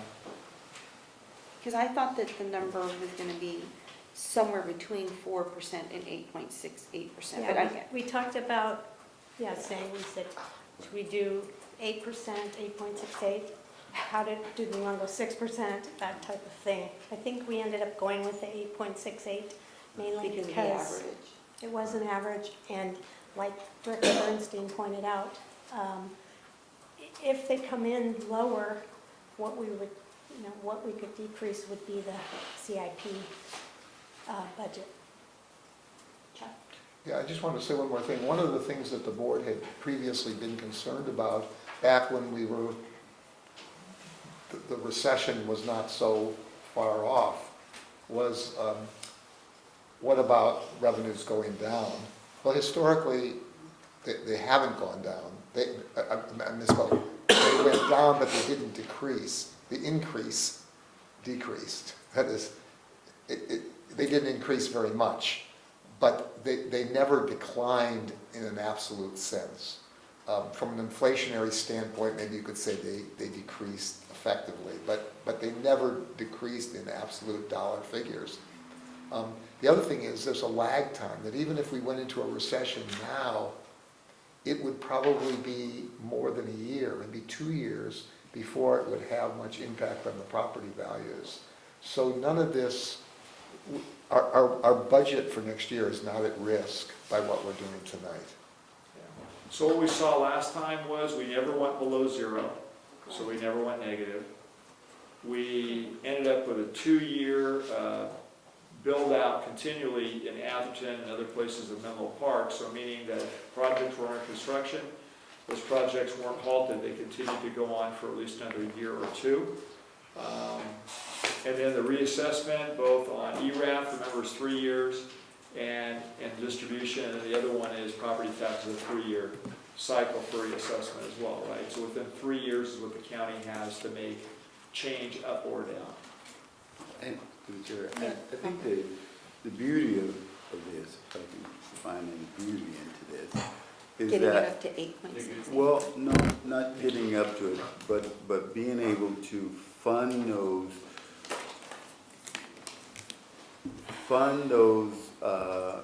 CIPs that at some point we gotta bring it home in terms of money have to be there. But while as they say, while the plucking is good right now, it's best to kind of, I wouldn't say stockpile, but at least fund those categories so that when it's time to, we'll know that it's there, and it will be there. And you were doing that, but you weren't booking it Right, that's until the right, end, right. and so it gave this artificial It appeared to viewpoint. be a surplus, but it's not a surplus. Yeah, people would say it's not surplus. Any other comments? So you're comfortable with 8.68%? Harold, are you? Yeah, no, that's what we came up with. I know Director Jones filled in that day. I mean, I think the committee had a great discussion. I'm happy to see it. And we've had this discussion over several different years. And, you know, I know Kathy and I both are on the same page and feel that way. Again, it's just a much more transparent, forward, realistic look. And yeah, I hate that term surplus, and that was getting used, and that is absolutely not real. So there is no surplus. So, do you want direction from us to, We have to adopt it. well, I mean, we can adopt it at that 8.68%, it's 8.68% tonight. if there's a motion to do so. I make a motion that we adopt the deputy report from the finance, from the finance committee, as well as to adopt the 8.68% increase in the growth rate. For the secured property For tax the revenue secured property budget. tax, I'm sorry. Did you get that, Michelle? Is there a second? I'll second. Okay, any other discussion? Okay, all in favor? Aye. All opposed? Motion carries. So we'll move to item 7, which is to consider for adoption a resolution authorizing the fire chief to execute a contract with Consolidated CM for Fire Station 4, construction management and inspector of record services in an amount not to exceed $880,000. Harold? So, obviously, we went out to bid for this, very similar to what we did on stations 2 and 6. These services are critical and necessary to build a fire station. It's things that we can't do. It's also someone that keeps tabs on the general contractor. The company that bid this and that we're recommending is the company that we used for both Station 2 and 6 successfully. We had a good relationship with them. We think that they did a good job. They were the lowest bidder if you look at the high bidder that came in. So we have history, we have a relationship, we feel that they've performed well in the past, and they came in as the lowest price. These services, again, are critical when we go to move forward and in the phasing of building the fire station. I know Director Bernstein had some concerns about why do this now, but I know after reading the agreement, you have some, I don't think there's many concerns about why we would do it, because they're helpful to the process. And again, we don't have the technical expertise at a staff level that they provide us that help us move this entire process forward to the build. And then during the build, they provide critical feedback and oversight on the project itself. So. Any discussion? Chuck? Let me expand upon that. I had a superficial reaction to it when I got it before our special meeting last week. No, you did. There wasn't much time, and it was, in some ways, it's not written the way I would like to have written it to me, to appeal to me, because it said this is for construction management. I said, construction management? We don't even have a project, we don't have a budget, we haven't done anything yet. But what's important in this thing is that the first $40,000 is to help us with the whole bid process, to put out the bids and with the technical specifications, and to me that's invaluable. We need construction management, don't misunderstand me, but we don't need construction management until we have a project. We won't get a good project if we don't have good bids, and it seems to me somewhere in this report it would have been nice to have really indicated phase 1 is to help with the bids. I know that's step 1 and 2. It just took me a long time to tease that out. So having read that, we absolutely need the assistance of knowledgeable people like this, and I think steps 1 and 2 are absolutely right. We need $40,000 roughly, which is almost nothing, to help us get bids and to review those bids and to approve a contract. And so I think that's the right approach. The rest of the money, the other $840,000, won't happen for a couple of years. I don't know why we even have to vote on all this now, but that's how it's presented to us. It's a package deal. Okay. It also allows us to cancel the contract instantly. Right. So we have no 60-day, we don't have to go on, we can stop it immediately. And so it's really, the $880,000 is a not to exceed figure. If we were unhappy with the person, we could just stop. And I would recommend that we go ahead with it. I think it's the smartest thing we could do. Thank you. Any other comments? Rob? Robert? Call for the vote. Well, there's not a motion. You want to make your a motion then, Chuck? I move that we approve, whatever the resolution is, approve of the contract. Authorize the fire chief to execute a contract with Consolidated for Fire Station 4, construction management and inspector of record services in an amount not to exceed $880,000. I'll make that motion. since I read it. Want to second it? I'll second. Okay. Okay, all in favor? Aye. Aye. All opposed? Thank you. The motion carries. Keeps us on schedule. too, Yep. so. Okay, so now we're at item 9. This is my last meeting as president, and so I just want to thank the staff and for all of their hard work, and to Michelle for really all of her hard work as the board clerk, and to the board, and especially to Vice President Jones for kind of being kind of by my side when we've had met with the chief. And I've had a great time working with a lot of the committee members, especially with Jim as a new board member, you know, being on strategic planning, and I guess we're continuing on some other ones together. Yeah, and Chuck on the finance committee, and Rob, you know, on things that we've wanted to do.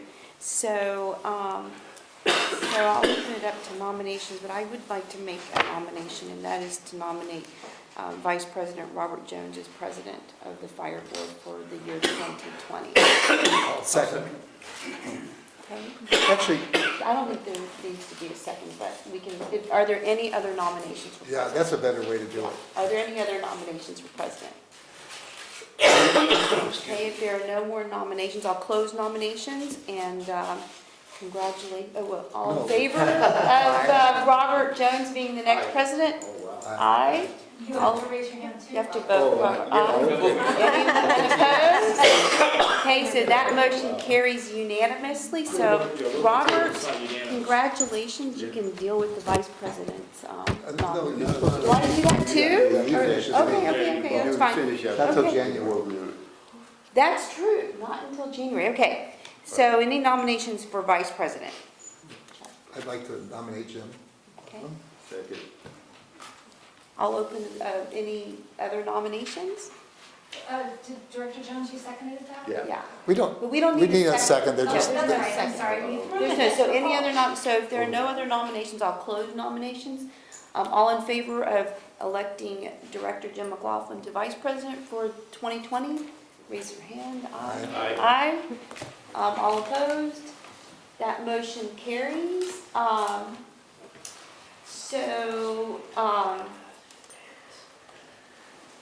congratulations, Jim and Robert. So now we're on to proposed agenda items. One from Director Solano to discuss changing the regular board meeting day, which is currently the third Tuesday of the month. Rob, because this is as a proposed item. So what we're voting on, to make it clear, is whether or not we want to put it on a future regular agenda. Rob? Well, you know, just like the last meeting that we were at last month, Menlo Park had the State of the City, and then tonight they chose their mayor and vice mayor. So it appears that everyone, including us, has their meeting dates on Tuesdays. And I was thinking maybe that we would change ours to Wednesday, make it the third Wednesday, or the second Wednesday of the month, in order to give us a little bit more leeway for those Tuesday nights if we want to attend another meeting for the communities that we serve.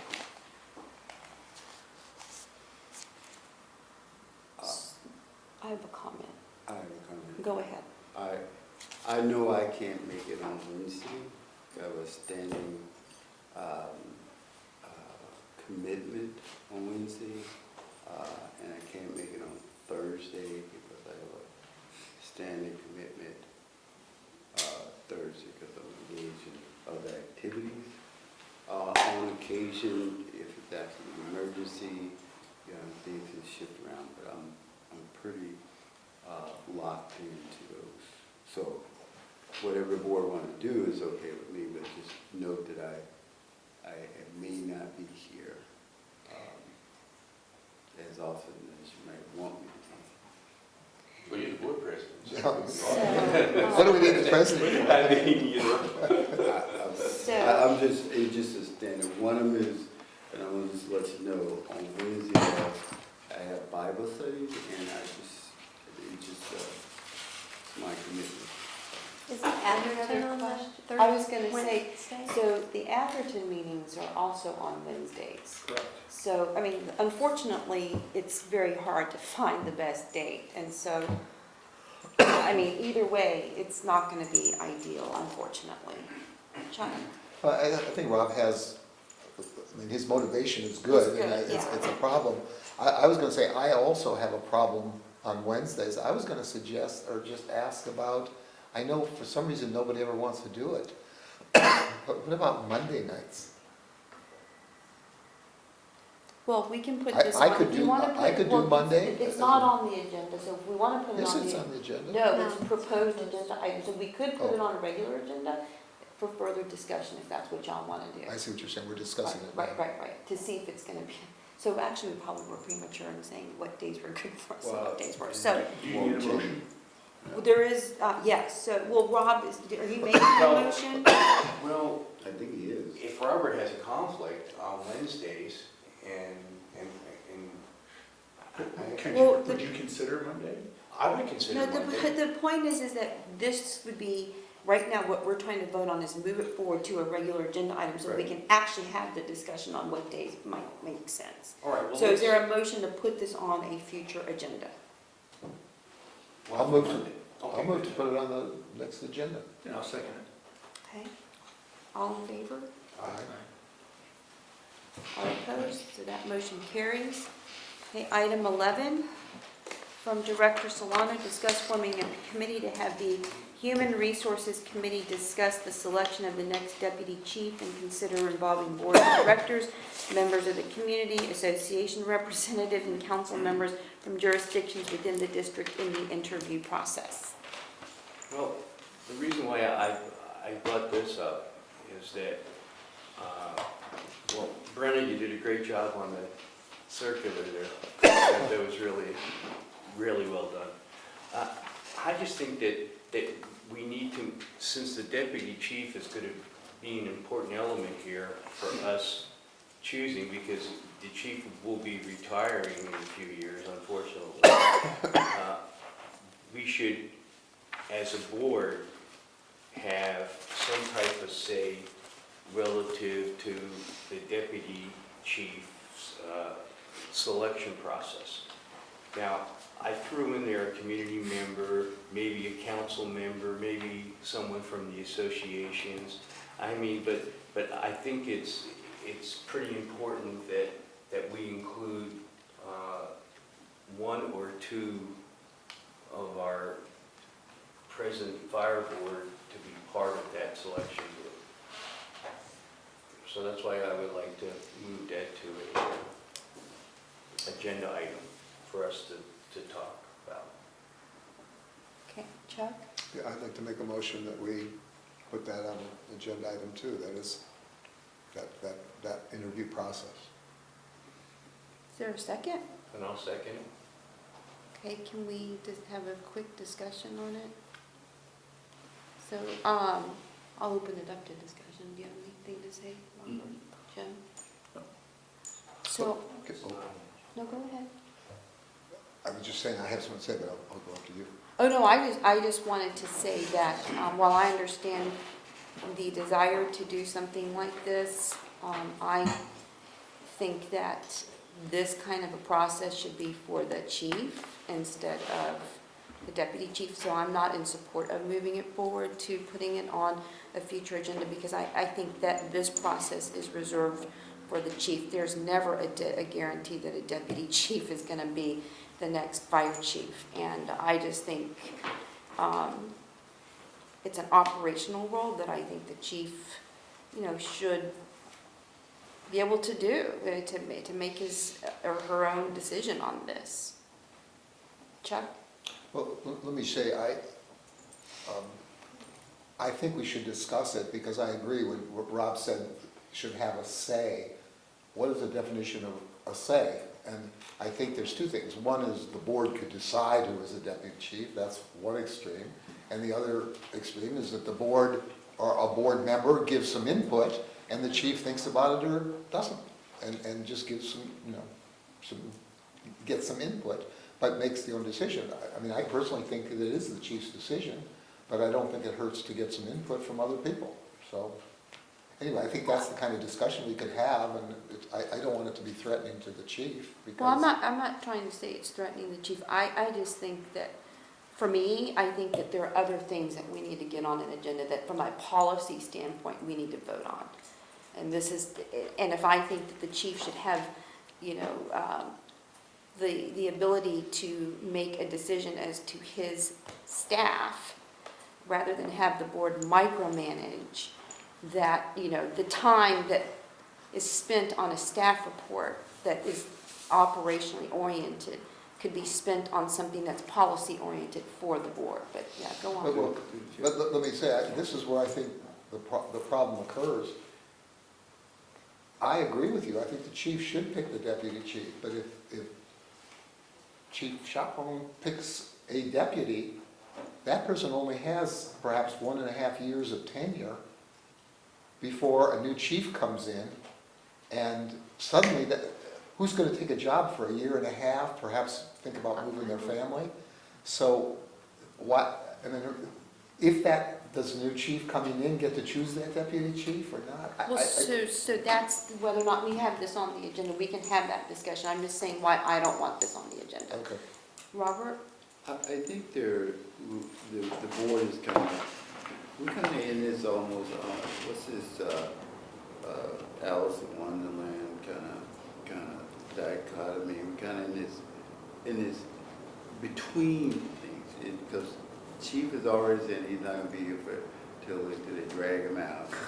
He's going to be leaving soon, and that timetable is somewhere. We know close where that might be. The deputy chief that's coming in is going to be a pivotal role, going to play a pivotal role during that period of time where the chief is going to make his exit. That person is going to have to work with all of us and maybe some other folks. So I agree with Chuck that there may be some thoughts that may be able to be shared with the chief on some expectation about who that person might be, just because that person may be thrust into that role, is I think what Chuck was saying. And but where I fall short or stop is that the ultimate decision needs to be the chief. It hasn't about but I think what was put out was very inclusive. I mean, it's really, I really like that. It kind of told the story of what that person, the environment the person will be working in, and what the expectations are. But beyond performing the basic duties, there's always this little human element that creeps in. That's important. That person has to have certain kind of something about them to work with us, you know, and I think that's going to be important. So yeah, I think. Robert, this doesn't say anything that you know, the chief is ultimately going to have the decision to choose who he wants as a deputy. It's just that I think maybe we can discuss what type of input we want to give him and assist him in that. That's why that's there. No, the chief, to be clear, the chief has the ultimate decision to pick who his deputy is, period. I support that. Yeah, I think it has value to discuss the process. You know, as Chuck said, there's quite a spectrum there. But I think there's value in having that discussion. And again, it's something I would refer to the HR committee for discussion before it comes to the next board. Right. Okay, Is there a motion to take one? yeah, I think so. Put that Michelle, in. who's the motion? Who made the motion? Director Bernstein? Yeah, who made the Seconded by motion? Solano? Yeah, okay, any other discussion? Okay, all in favor? All opposed, nay? So the motion carries? Okay, so we are going on to, No, we can have more agenda items. Proposed agenda. That's Do an you have- open-ended. Jim, Jim well, I was has gonna, one. I know, I was gonna go to reports and requests for directors for that, which is the next item, 12. Jim? You know, I would propose that the HR committee evaluate the relationship between vendors and district employees, and the specific issue of vendor-funded travel. So I have a couple others. So do you want to put it on the, you want to make a motion to put it on the January agenda? Yes, Okay. As a proposed agenda. Yes, as a proposed agenda proposed agenda item. but again, with consideration by the HR committee prior to that. I don't know how that could work. If these are items that are proposed agenda items, that means that we are bringing up for discussion as a proposed agenda item, put on Proposed agenda February. item. Yeah, so let me Put just on make it, February let me item. clarify. So That's the the process. the two proposed agenda items that we just voted on now are going on to the January agenda. Right, so the agenda item that you're proposing would go on the proposed agenda For February. item for January, to possibly be Thank you on for the that clarification. regular item on the February agenda. Does that make sense? That's not the way it used to be. Is that- No, I got it. It used to be that the proposed agenda items were an open-ended thing, and sometimes like Peter Carpenter would submit them in advance, but other people would not submit them in advance. And we always discussed them right then, and we could vote to put it on the next agenda. But we, somewhere back in early part of this year, we talked about a process to get new ideas onto the agenda, and this was the process for doing that. The people, like what Jim has now, he wanted to discuss certain items, so rather than spend the next 3 hours discussing the items to see if it's gonna go on to the regular February agenda, it goes to this category of proposed agenda items. For January, the For regular January. agenda. Yeah, I don't believe we changed the process, though. There was discussion of it, but, We- I mean, whether we spend the 3 hours tonight discussing it, or we spend 3 hours at the next meeting, it's still 3 hours. I can't imagine it would take that long in any case. All I can say is that we spent some considerable time in HR bringing it back to the board about this process. Now, if you want to change it, then make it a proposed agenda item, be brought up in January to change it, but that's the process we adopted, from my understanding. So, I'm getting old, so I You're on the didn't HR committee, Jim. both of us were. Yeah, I know. Is that what you remember? It is. I do remember it as Robert has described. Okay, so is there a motion to put Jim's We don't- proposed? You said we don't need to. He's requesting that we have a proposed agenda item on the Right. January agenda. So why don't you just, So it wouldn't be a motion, he's just Yeah, you can asking just this request to it, be to on the put it next on the- agenda, yes. as proposed agenda. okay. So that'll go on to the proposed agenda And I have a item. couple more. Yep, With Chief Long's retirement, we've crossed that line where his pension will exceed the amount that CalPERS can pay, and then becomes, anything above that becomes an obligation of the employing agency. Rather than going into any other greater detail on that, there's been a number of articles in the Los Angeles Times, Sacramento Bee, and other publications that describe it in great detail. This issue in great detail. CalPERS has put out a very good information bulletin on this. I want to be very clear in bringing this issue up. I am not proposing that anybody be disadvantaged, that anyone's retirement benefit be reduced in any way. My interest is in identifying what is that cost to the district, so that it's transparent, so that we know what it is and can properly account for it in future years. so you want to put that on the January I do. proposed, okay. Yes, Did you get that, Michelle? Yeah. Okay. And I will follow up with sending, again, there's articles to the chief, you know, that I'm referring to. Perhaps you've seen them, Chief, Yeah, I've heard of it. or if you're familiar with the issue. Yeah, But again, in saying this, I want to be crystal clear. I am not, Right. and will not propose that anyone be harmed or that there The other item, the last meeting and then again tonight, we heard a lot of discussion about fire engines, their performance, their maintenance issues and whatnot. I would like to see that on our agenda. You know, what are the issues that we're experiencing? You know, is there a reason to be concerned? Is there a reason to be alarmed? Are we experiencing a higher than normally expected failure rates for these different vehicles? And what does that mean to us as a district?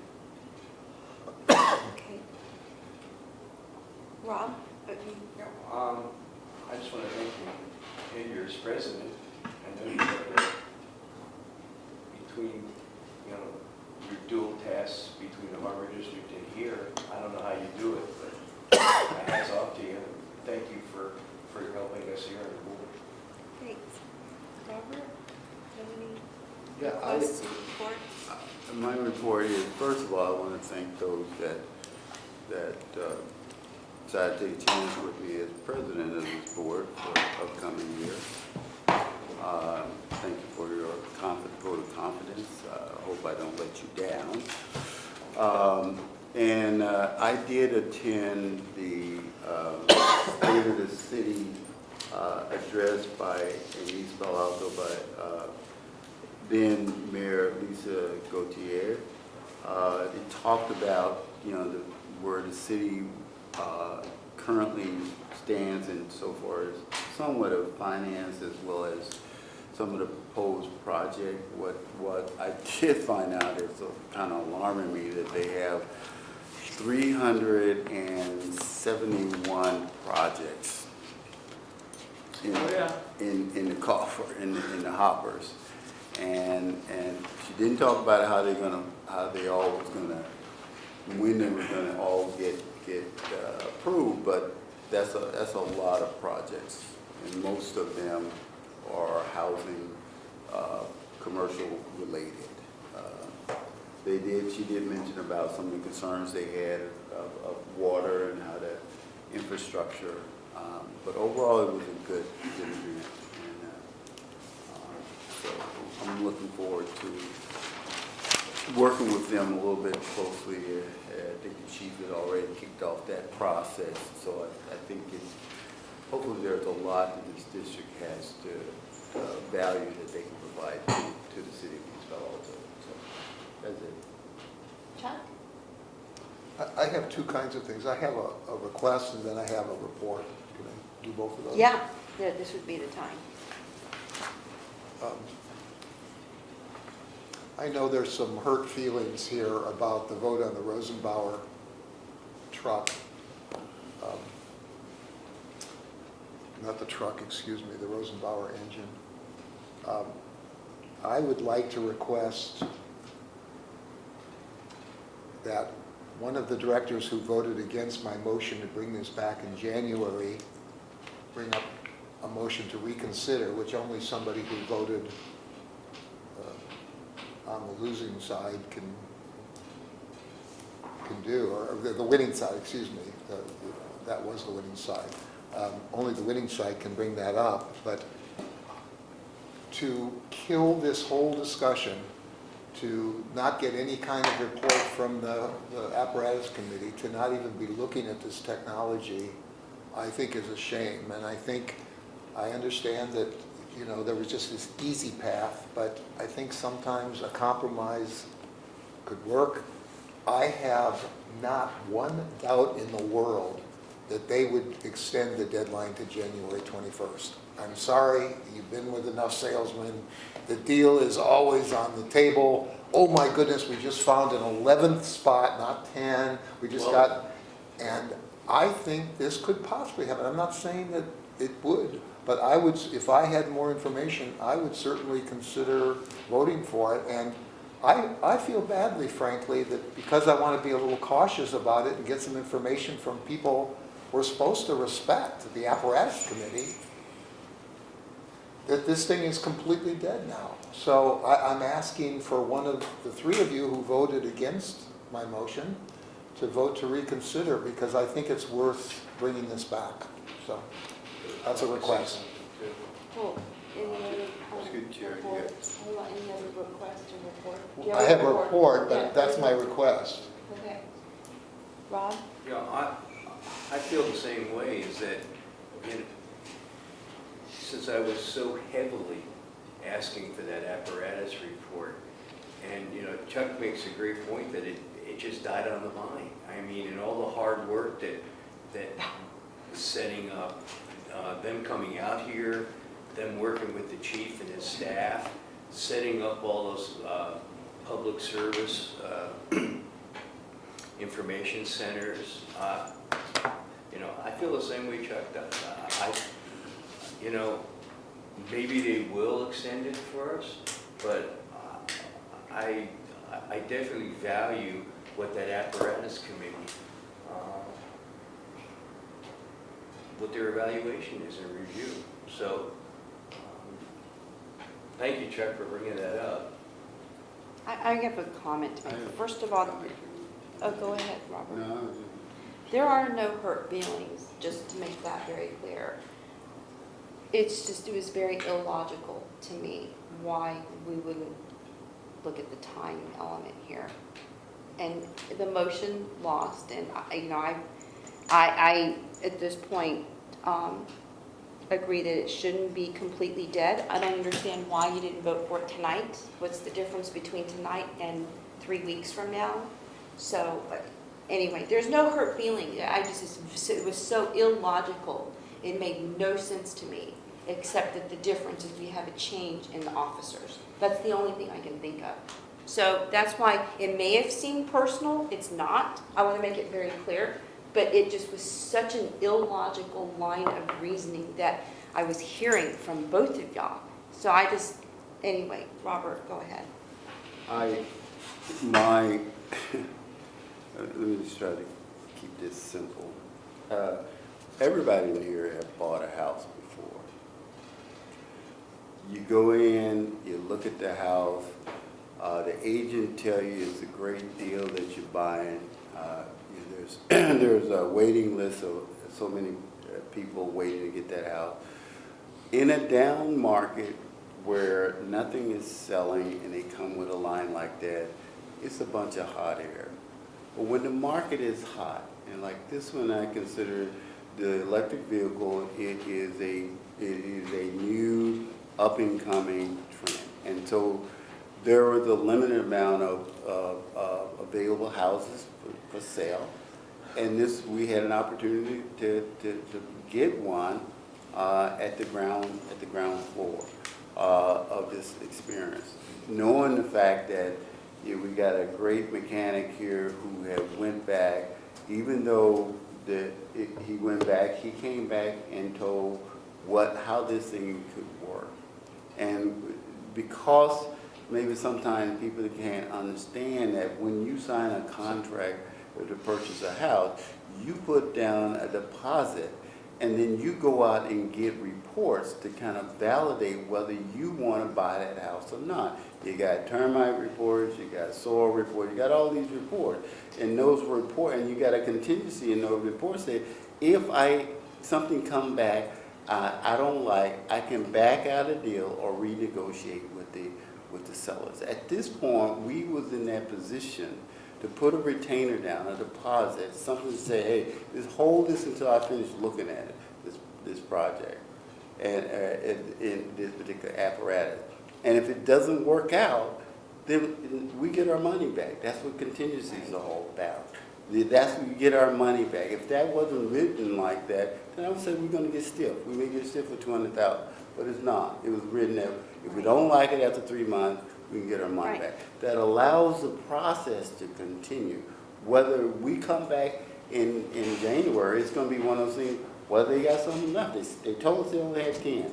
I understand what some people say, well, this is a sales pitch. Everything is a sales pitch for the most part. But you got to look at whether this is a down market or this is an up market.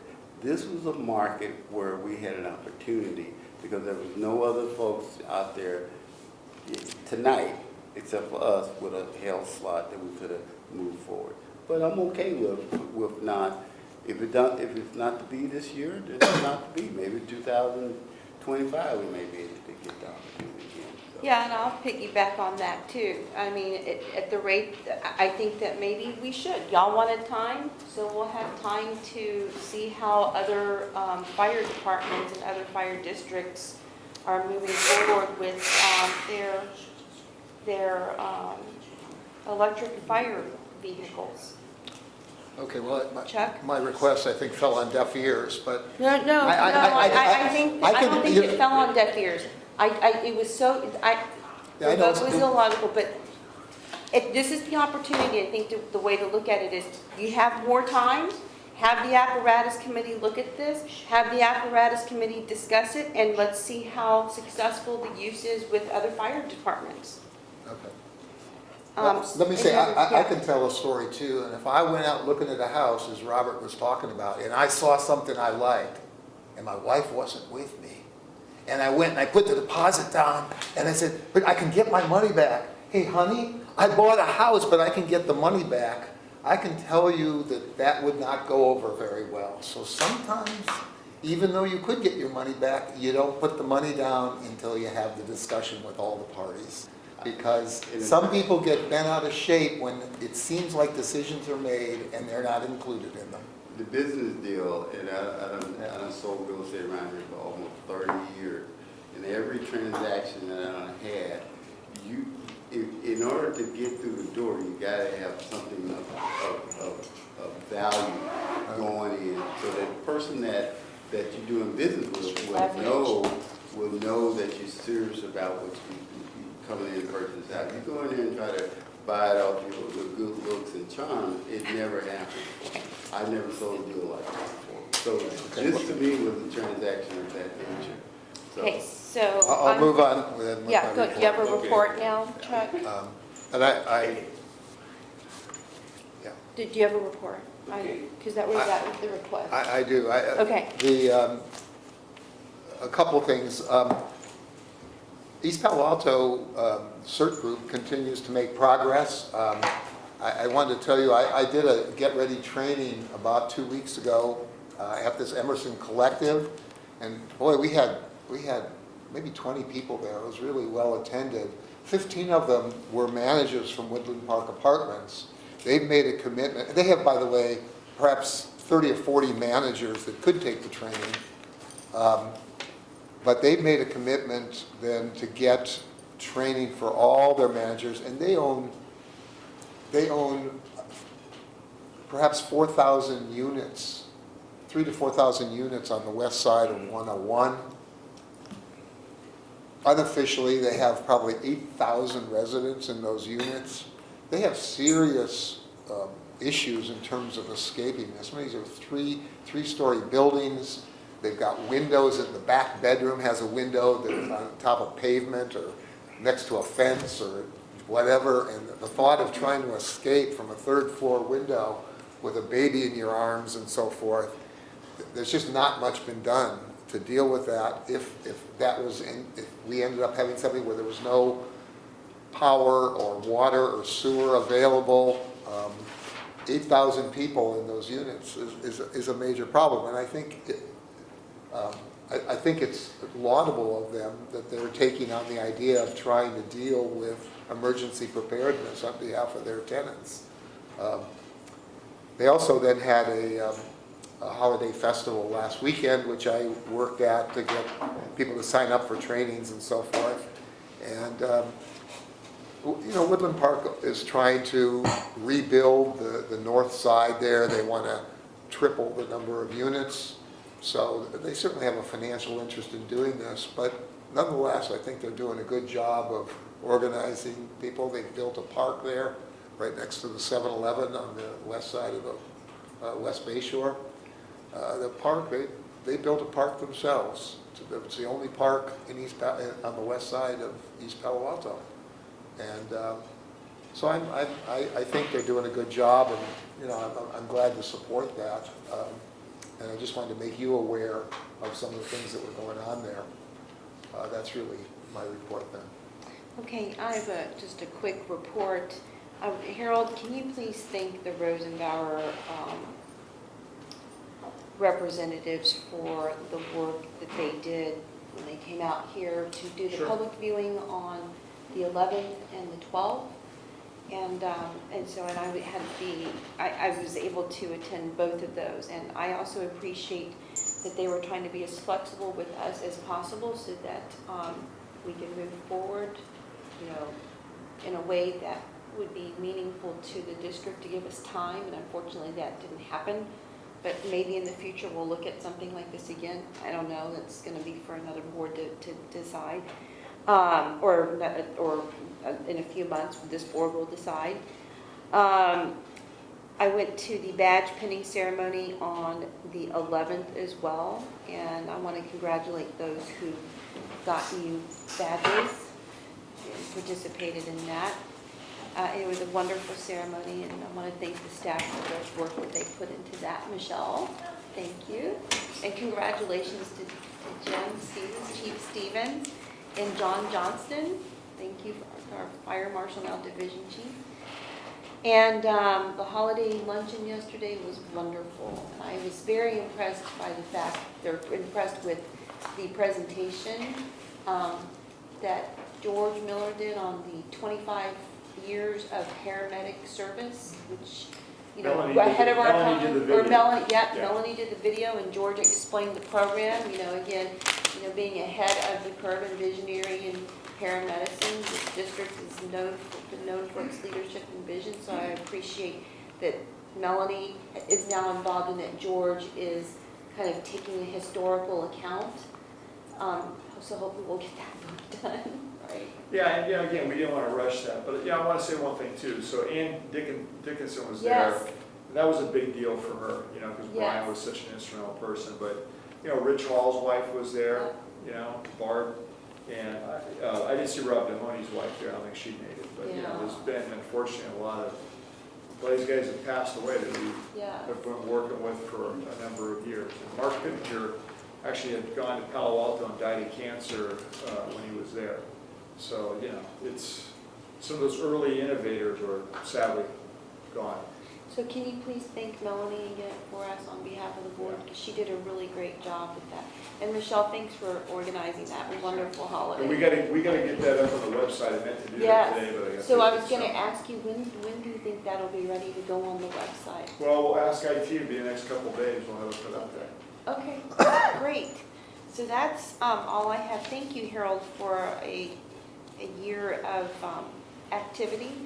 And especially I want to thank you for the work that you did on that JPA, I mean, it took a lot. With a broken hip, so. Yeah, yeah. It actually worked out to read all the contracts. Yeah, well, I think it was important that we were involved with not rubber stamping, something that I think that the County Board of Supervisors wanted. I think our constituents wanted us, when they came and spoke about their concerns for ambulance prices and all of that, so that we were at least looking at that. And thanks for building that coalition with the fire chiefs of Central County Fire and San Mateo, Consolidated. There's only 2 of us left, the I other 2 know, retired. in South San Francisco. Yeah. So, I think that if we can kind of keep, the issues that are important to us and the constituents alive, that would be good. So I want to thank you for that. I know it was a hard thing, and thank you to Jim for kind of stepping in We're not and done getting yet. geared up for something, yeah. That's still an uncooked cake, or baked cake. Thank you, Chuck. I just wanted to add something about the presentation. Was it George, what's his last name, Miller? George Miller, Miller. yeah. It was nice to hear about the history of the district standing up to the county then. I didn't know there had been a history of that in the past. Oh, yeah, big time. And that encouraged me to think that we might do it again. Well, we did. But that's I'm what talking, the JPA there's a Yeah. bunch more things that need to, Yeah, it's not over till it's over. yeah. Yeah, I agree. So thanks for doing that this year. I know that was a lot of work. Yeah, and Jess, you mentioned South San Francisco, Jess Mangley, who's the new fire chief over there. I actually have nominated him for the board, or for the president of the Chiefs Association, which we're going to vote on in January. But, they have 201 rights, they have transports. And one of the things that I like about Jess that he wants to do is he wants to start the conversation now, going forward, for all agencies in the county to be able to provide transport services. And it will take years. I don't know if we can pull it off. I don't think we can pull it off with the current chiefs that we have, quite honestly. But, you know, him wanting to start that process 5 years out, that's a good thing. Because these things, all of a sudden they sneak back up on you, and then, you know, we're not ready to do anything. So I think that's good. What's the vision? How would it work? Why is he thinking about it? He's thinking about it because they provide transport services, and he sees the benefit of that. And he also understands how he gets treated differently by the county than AMR does. They're constantly having, in fact, you probably don't know this, but they're constantly having to defend their program, including the county saying that at one point they don't legitimately have a right to provide services. I mean, this is crazy stuff. Yeah. So, but that's what's going on. The county likes the AMR contract because they're in control. They don't like South San Francisco because they're not in control. Exactly. And so they get attacked. Meaning the county's not in control of South San That's Francisco. correct. Right. The Not that community's South in San control. Francisco's not in That's control. why when I tell your other elected representative up there who was concerned that there was a subsidy or that you know, why would we keep transport services? Because you own it. Right. You know, even if you were subsidizing, it's a better service for your community. Once you give it to somebody else, you lose all that control.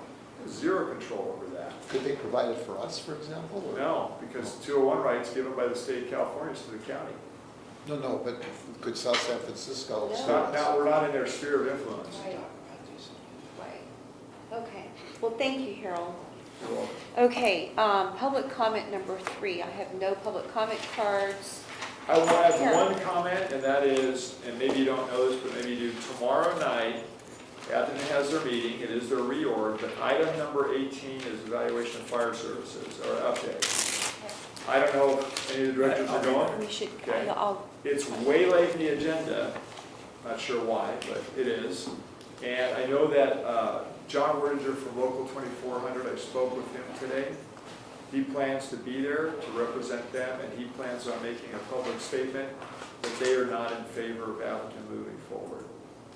okay, So, just to prepare you. thank you. Any other comments? Can I just add to Sure. that? There's a staff report that's available Yeah, for so, anybody to read also. Okay, is there a motion to adjourn? so moved. Second? Second. All in favor? Aye. All opposed? Nope, so the meeting is adjourned at 9:46. Thank you. So Jim, if you're going, I talked to John and I said, Jim. he wanted about the position of the district, and I said, hey,